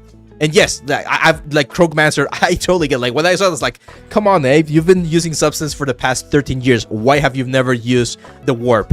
Right? So yeah, there you go. Like, just a little warp node right there, and we already have something that looks very interesting. And here's where we can start like tweaking things. And this is, again, like we were talking about tech art just a couple of minutes ago, right? This is where you can start thinking about elements in a more sort of like procedural way. Let's add now a levels. So with the levels, we can play and modify how intense or how sharp this detail is going to be, along with the warp, right? So we can get some really, really interesting grungy looking noise, look at that, without having to affect everything else on our scene. So instead of having this very boring, obvious, procedurally looking dirt, we warp it a little bit, and then we use the levels a little bit more, and we can control how much of that effect we're actually seeing on our element. Warp Leal 3D. That's a good one. So yeah, warp, very, very powerful noise. Now I would definitely add the next layer, which is the layer that I've always talked about, which is like the clouds or the grunge, anything, which is just going to allow me to break up the effect a little bit more. So in this case, I'm going to go for like a really, really big contrast and probably a little bit more tiling. And then, of course, we multiply against everything else. And we can play with the intensity, right? Maybe a little bit less contrast, so it's a little bit softer. And we can use that to break the noise a little bit, right? To generate something that is not as uniform, and just like add a little bit of variation. Unreal Engine version. So I already closed Unreal, but if you're like back on the stream, we were working on Unreal 5.3, I believe, 5.3. So yeah, this is pretty much it. Of course, now we can play a little bit with the intensity here, and this is where the next sort of like layer of I don't want to say mastery, but attention to detail comes into place. And this is something that I also got like a really. It's not that I was impressed by it, it's just that I was surprised to still see it being used as much as I used to back in the back when I was learning, and that's using decals. So if I use, for instance, dirt alphas, you're gonna see that there's a lot of people who use this kind of like decals. Have you guys seen them before? All of this like leaks and grunges and things like that. So they explained that they use this quite a bit. Like quite a bit for the texturing process to make sure that they sort of like are direct and create exactly what they want. So how did this work? Well, very simple. You can extract your own. So if I look, for instance, leak texture, right? You're gonna find all of this. You can create your own inside of Photoshop. You just need to extract the information from them. If you know how to do that, it's very simple. If not, let me show you real quick. So for instance, ideally, you always want to work with like really big tools. So I'm going to go here to big. And you want to find like something like this. This is perfect. Actually, no, it's a little bit, it's not ideal. Oh, this one's really good. Okay. I don't love the fact that it's not as contrasty. You usually want to have a little bit more contrast. But let's try this one. So I'm just going to copy this image. Go into Photoshop. Open it. Control-Shift-U to desaturate, and then Control-L. I'm gonna start playing with some values here to get like a mask, right? So what I want to get here is the mask. I want to get like in this case the elements, and I'm gonna invert. So I want to have like really strong black colors, and I just want that like grunge effect on the top and the cracks. Does that make sense? So something like that. I'm gonna hit OK. Now, ideally, we don't want this to be square, so I'm going to create a 1024 by 1024. Just going to drag and drop this one right here and scale it a little bit. I know this is going to pixelate it a bit, but it's fine. So something like that. We save this. And cool thing, if you're working with a substance, again, you can save this as a PSD. I'm going to save this as a leak. There we go. Hit OK. We jump back here. And what I'm going to do is I'm going to create a new layer. So I'm just going to drag and drop that leak here as a mask. And there we go. So now I can just start scaling this thing and be like, hey, you know what? Like I want this like oil thing or whatever to be up here. Oh. We can use the new 3D warp function, but in this case, I don't think we need it. So let's say something like that. And because this is a mask, I can go back here to the material, and I can either use a material, like if you have a material that you want to use, for instance, I have this rusty paint material or this like chrome plated rusty, like you can just drag and drop this, for instance, here on the base color, and there you go. Like we're going to be inheriting that, or you can create your own material. In this case, I do think we can just like bring this in, get this in the folder. There you go. And this one I'm going to set again into multiply, right? And the cool thing is at any point, I can go to this guy right here and modify the position, the scale, the stretchiness, whatever it is I want. And I can also add, for instance, a levels and play with the intensity of the effect, right? So if I want it to be a little bit more crunchy or less crunchy, we can do that kind of stuff. So the fact that they're still using this classic modeling, classic like painting techniques was really surprising to me. It's like, hey, yeah, like if this thing, because this method that I'm showing you guys, this is how I used to texture things 15 years ago when we did all of the textures inside of Photoshop. We would calibrate all of these things, and it was just like super useful.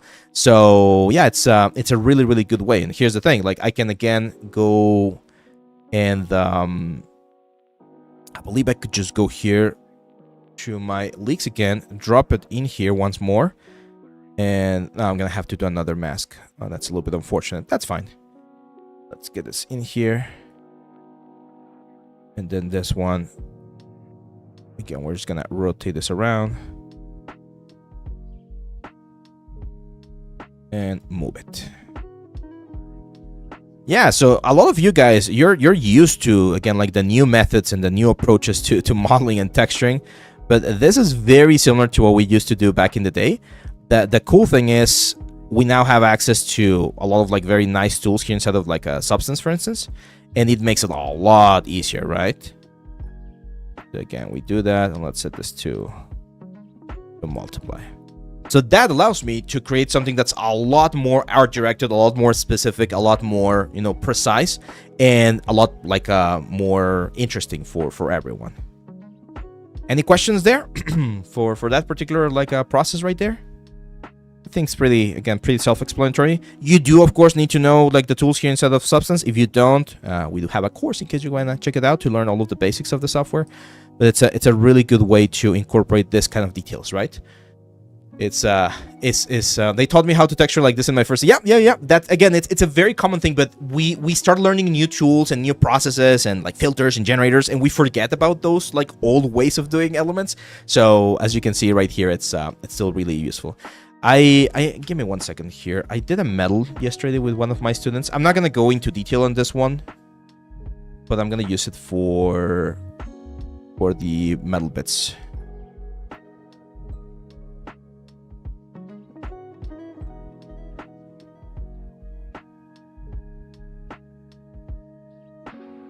There we go. So I did this this metal. This is a procedural metal material, so everything is procedural. Let me change the texture set settings. Let's go 4K. Might as well, right? Since we're really pushing this. There you go. So this is a procedural material. Everything is adjustable and nothing lives on the actual channel itself. But as you can see, kind of looks like a Dark Souls, like old school, like an old school shield. Let me just lighten up a little bit here on the base. Not too much. There you go. Level 1 shield. Yeah, exactly. This is the shield that you get when you're just starting something. I do think some of the details are a little bit too intense. I'm gonna go to the height and just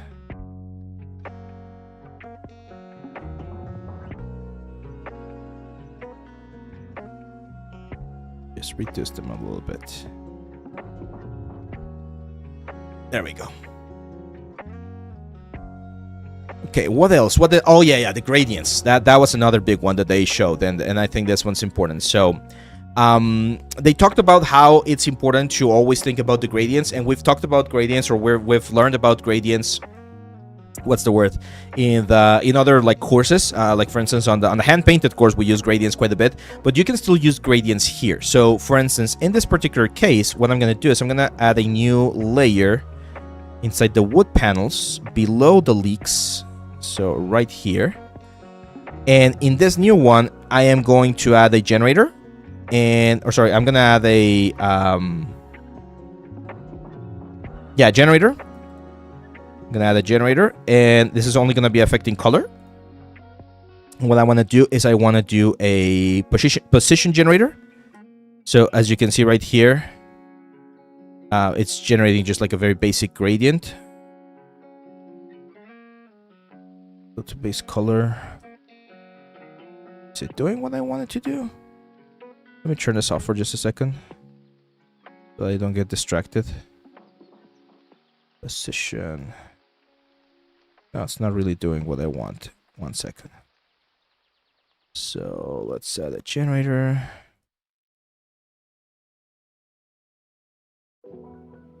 No, it was doing what I wanted. It was just doing it on all of them. Yeah, so let's...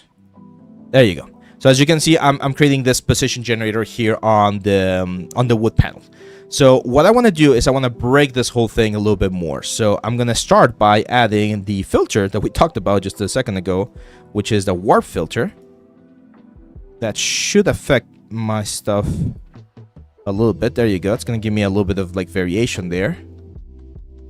Let's do a multiply. Yeah, nice. Something like that. And then what I'm going to do is I'm going to add another filter. And this is going to be a gradient filter. So for those of you that are not aware of how the gradient filters work, they remap the colors, right? So I'm going to go for like a very dark color right here on the bottom. And then I'm going to go for like a lighter tone, sort of like yellowish tone here on the top. And then just like a made value here at the bottom. So as you can see, we're incorporating a little bit of like, again, like color variation all the way around. We can play with these values right here, right? Like push some of them a little bit higher up, a little bit lower. And the cool thing is we can then use something like an overlay, for instance, and lower this thing quite a bit. So as you can see, what this is doing is this is incorporating, actually overlay feels a little bit too colory. Let's keep it like that. What overlay is going to allow me to do is going to allow me to incorporate a little bit of an extra color information. So look at how bland this thing looks without that thing, right? Like it just looked like a very, very simple, very sort of like a death wood element. As we add this thing right here, we make it look a lot more interesting. And we're pushing, again, like this color right here, right? Like we're making it a little bit darker on the bottom section and a little bit less intense on the upper section. So we can generate something that looks quite interesting without having to do things in a complicated way. Of course, at this point, I will probably add a little bit of like metal edgeware. So a very common one, as you guys know, we just add like a basic like beige color, add a black mask, add the generator. I would add the metal edgeware generator, and now I'm gonna be using the warp filter all the time, man. Like it's just so good. So filter, we're gonna add the warp filter to like break up the elements a little bit more. Look at that, beautiful for wood. That looks amazing. This one I like to set to linear dodge. Probably lighten the color a little bit more and desaturate it. Something like that. And then, of course, we play with the opacity. It's not as obvious. And we can, for instance, add a fill layer. Let's look for like an interesting grunge. Like this one right here. There you go. I'm going to push this with height a little bit to carve into the wood just a bit.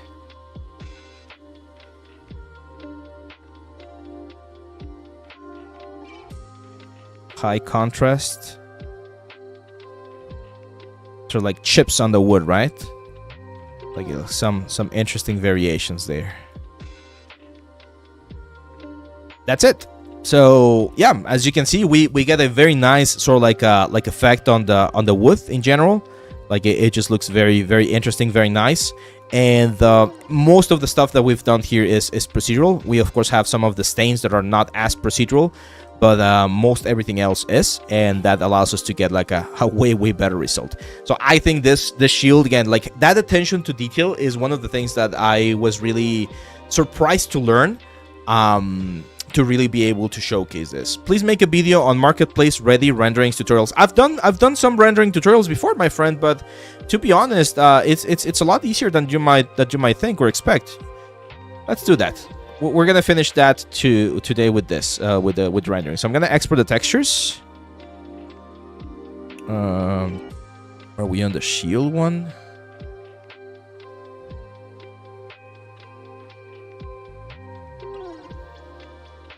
I'm gonna show this instead of Marmoset, but you can apply these principles pretty much anywhere.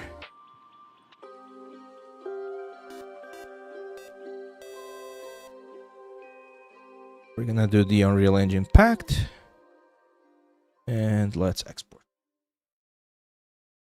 Let's go to Marmoset. Thank you, my friend, King Father. I'll see you soon. Could you be a DM publishing on Unreal Marketplace assets? I've never done it myself, to be honest. So I'm not sure how easy or difficult it is to be honest. But yeah, I would just look at the documentation, to be honest. So here we have the shield color. That's the color. We got the shield normal. That's the normal. Flip Y, of course. Because this is Unreal Engine. Roughness, right there. Sorry, occlusion roughness is roughness. The green channel. Occlusion right here. And metalness, of course, it's the blue channel. There you go. So that's our shield right here. So I'm gonna go to the sky. First thing I'm gonna do is I'm gonna bring the backdrop brightness down. You can pick anything. I usually, for this kind of stuff, I do like going to like an environment that gives me, a little bit of illumination. So I'm gonna do something like this. Again, I always like to have my backdrop brightness quite low so that we can focus on the shield. We can turn on ray tracing already to see how this thing's gonna look, and just go 3-point light setup, man. Like it's literally the easiest thing you can do. Just a spotlight hitting from like the top corner right there. Increase the brightness so that you actually see something. Play with the temperature. Maybe you want to make it a little bit warmer or a little bit cooler. It really doesn't matter. Wood usually looks very nice with warm tones. I'm going to increase the diameter here. Remember we talked about this. The diameter is going to change the softness of the shadows on the element, right? So we're going to get a nice soft shadow right there. Yeah, maybe the brightness is a little bit big on that one. There we go. And then we can go to this side right here. We can do another spotlight. Increase the brightness a bit. That's going to be our rim light.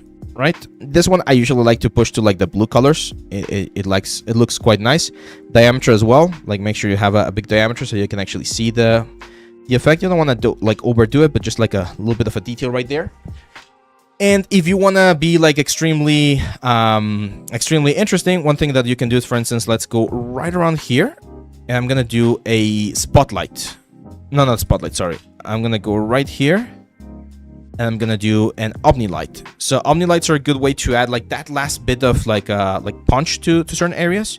Again, I'm gonna turn on like that thing right there. Play with the brightness. We don't want the brightness to be like super intense, so I'm gonna just like keep it soft, but it's just gonna add a little bit of extra illumination to some parts. Another thing you can do is, if you already like, for instance, this one right here, we can add a secondary like rim light, let's say coming from the bottom. So right around there, and that's one way to really punch the thing, right? Like it's gonna really be separated from the background right there. I'm gonna make this a little bit less intense. I do want to have a little bit of rim light, but not too much. There you go. And then we jump into a little bit of post-production, right? So for instance, here on the main camera, did you know you can pilot the lights camera in a Real Engine too? Yes. So I'm gonna go here to the main camera. I'm gonna change my tone mapping. I personally like Aces. I think Aces looks very, very intense. I just need to push the exposure a little bit higher up. It looks very crunchy, right? Like I like it.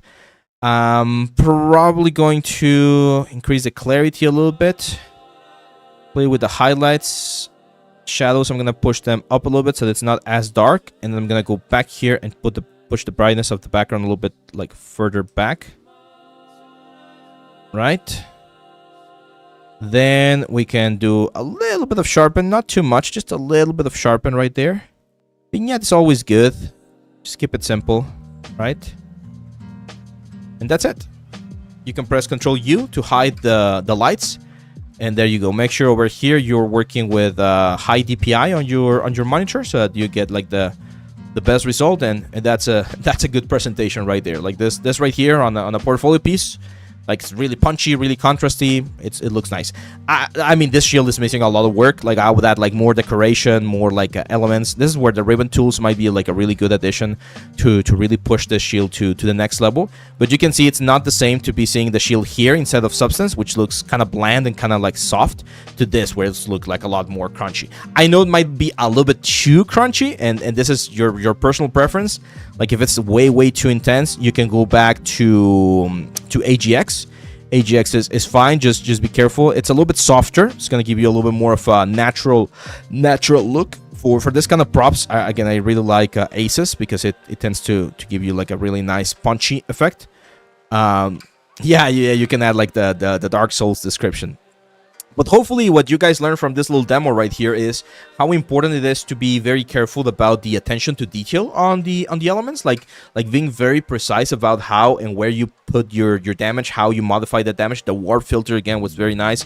Playing with different wood textures or wood elements, it's a good thing. Here's one more thing that I would probably do. Like, if I go back here, I kind of want to add like just a very dark wood beam. So I'm gonna do that black color, black mask. And then let's select that one, for instance. And then just change this again to like a multiply. And lower the opacity. So just having that bar right there, that could potentially help sell the effect a little bit better, right? Like, it's one of those things that can really help. Should we do the ribbon tools? Yeah, let's do the ribbon tools. You guys are gonna like this. So I'm gonna go here to the damaged metal effect. I'm gonna add a new paint layer. And on this paint layer, I'm going to go to the new tools that we have right here. And this is called the ribbon path tool. So the ribbon path tool is very cool. I can actually turn on symmetry. Let's go here to symmetry. There you go. And one of the things that I can do, for instance, is I can click on this thing and start adding this ribbon path tool right here. Okay, I can play with the stroke width, so something like that. And we have a bunch of different things that we can do here. We have some like grunge elements. We have some text elements. And there are some like interesting ones that we might be able to use. For instance, let's see, we got a welding circular. Yeah, welding could work. I don't know if we had like some sort of there are some on the substance 3D asset, but I'm gonna see if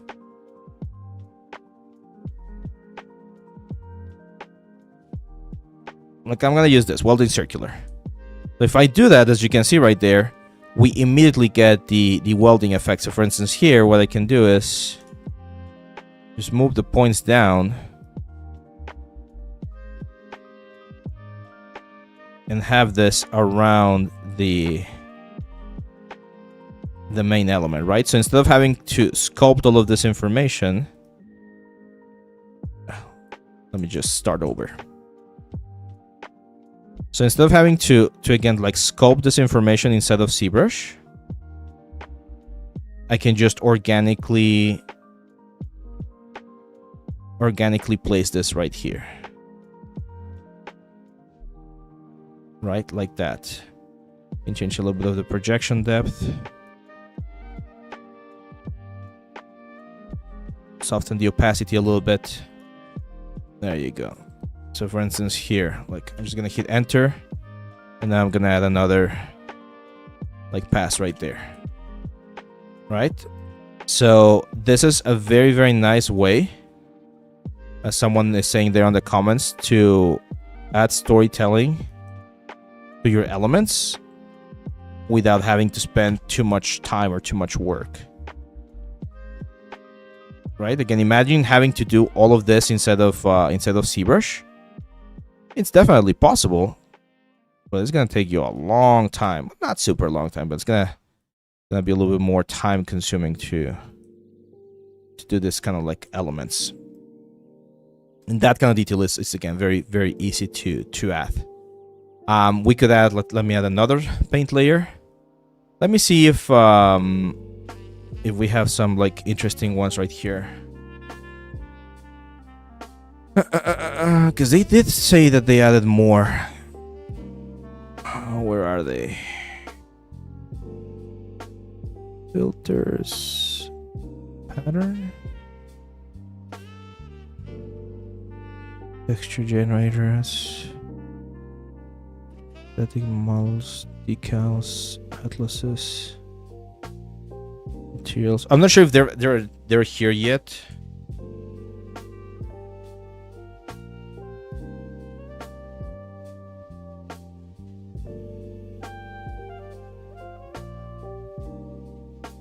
I don't see them. I'm gonna have to do a little bit of research here on where they are. Yeah, I know I showed them on the video, but I don't know where they are. Let's look. Substance, new ribbon paths.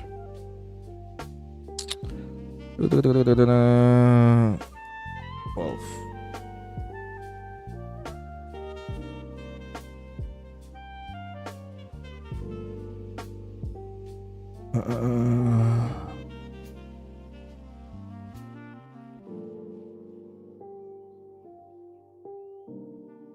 Yeah, it's supposed to be here. Where are they? What's up, my friend? Welcome, welcome. More than 40 collections.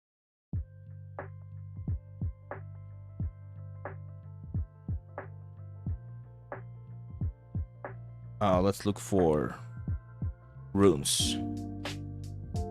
No? Rune? No.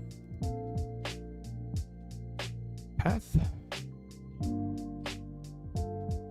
Oh, these are just actual paths. Where are they? Oh, there we go. Ribbons. There you go. Ribbons. Thank you. There you go. So this, I'm not sure why it was not showing. Oh, stupid me. I was in community assets. So these are free. So just so you guys are aware, these are the Adobe Substance 3D community assets. You have access to this for free. Like, these are shared by the community. So if you find something here that you really like, hey, there you go. Like, for instance, if I look for wood, right? We were talking about this. So there's going to be some of them. Are they going to be as good as the ones that Adobe like usually features? Maybe not, but there might be some that are actually not that bad. So again, feel free to go for them. But yeah, these are the ones that I was looking for. So as you can see, we have all of these ribbons right here. All of these ribbons right here. Cables, buttons, so many. And this is what I was looking for. So yeah, like this one. Let's download this one. Let's drag and drop it into our substance. Preset is fine. Current session is fine. There you go. And now, if I start drawing this thing right here, and I go over here, I can drag and drop this one. Hit enter. Drag and drop this one. Where? Here on the alpha. Okay, it's not the alpha.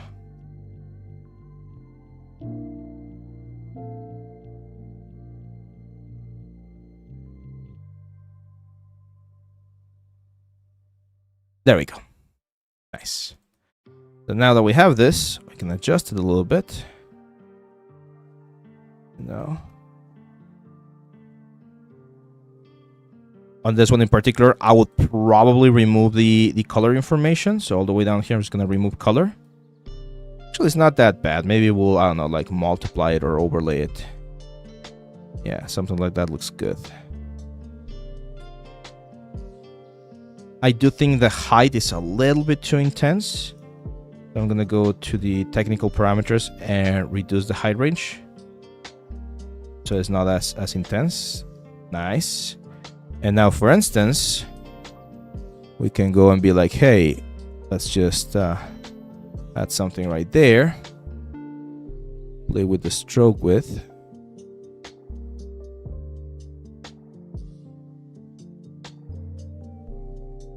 Same stuff on that one. We want to have a lower range. That one, I am going to remove the color. Oh. And this is the cool thing about the path tools, that these are like every single path that you add, it's like this. If you have a sharp corner, you can double click the element and it's going to give you a sharp change. So that one's pretty cool as well.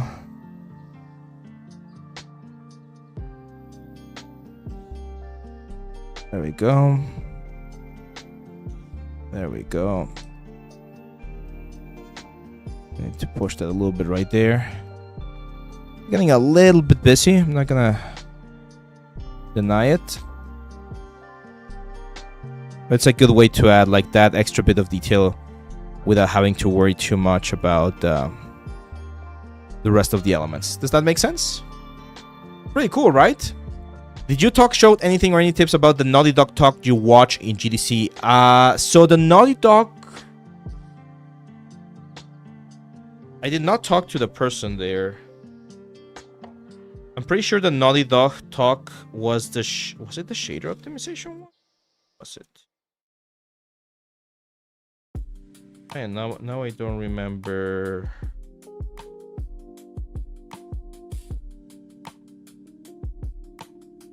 No, the artist was working at Naughty Dog, but I think that was the...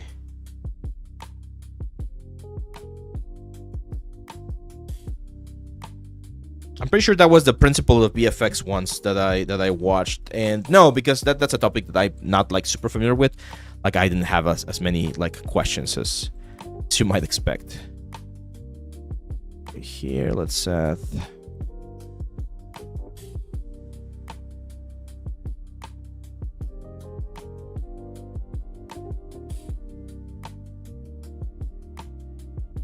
okay. For instance, I don't know, we can add another pad right here.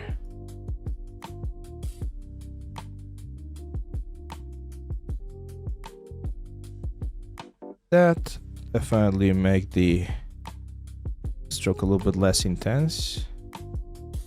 And that's the kind of detail that it will take a long time to do, again, inside of ZBrush. And here it's a lot easier.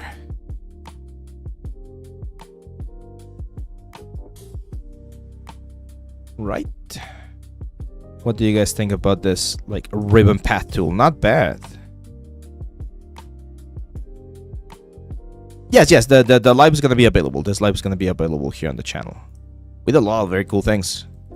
Had someone help us with a cool shader that I was wanted to implement inside of Unreal. Gonna be a little bit tricky.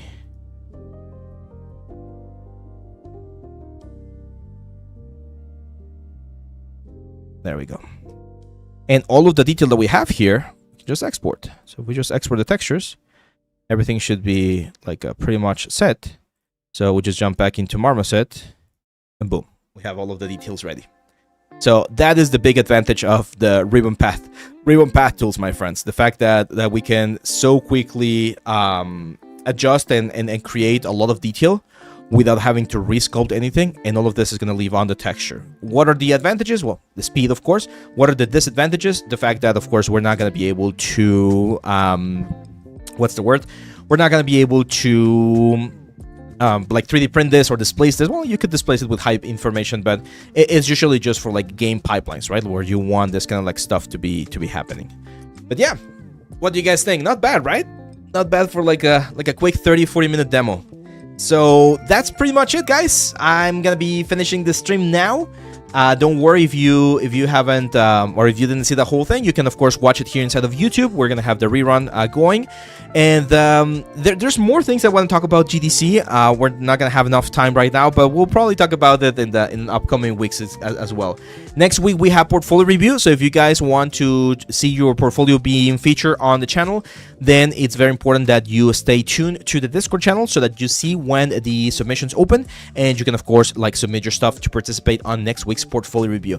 We are working on the new course. Alan just finished editing some of the videos from chapter 4. We're halfway through chapter 4. This is going to be a 5-chapter course, so hopefully I will be finishing chapter 4 this weekend, and if everything goes right, I'll try to get everything done very soon. The new course, I think you guys are going to enjoy it quite a bit. And yeah, that's pretty much it. Lord Emmanuel says, hi Abe, how can we create a custom path for the ribbon? Check my ribbon path tools video on YouTube, Lord Emmanuel. I have an explanation there. I actually create my own ribbon path tool for a Majora's Mask. You're gonna see the Majora's Mask on the thumbnail, and in that one you're gonna see like how to create your own your own effect. So yeah, that's pretty much it, my friends. Thank you very much everyone for being here. Make sure to join our Discord, make sure to follow us, share, subscribe. You know, it really helps the channel. We're really close to the next milestone, which is 100k, and that's pretty much it, my friends. I will be seeing you back on the next one. Don't forget, always learning, always improving. Have a great weekend, my friends. Bye bye.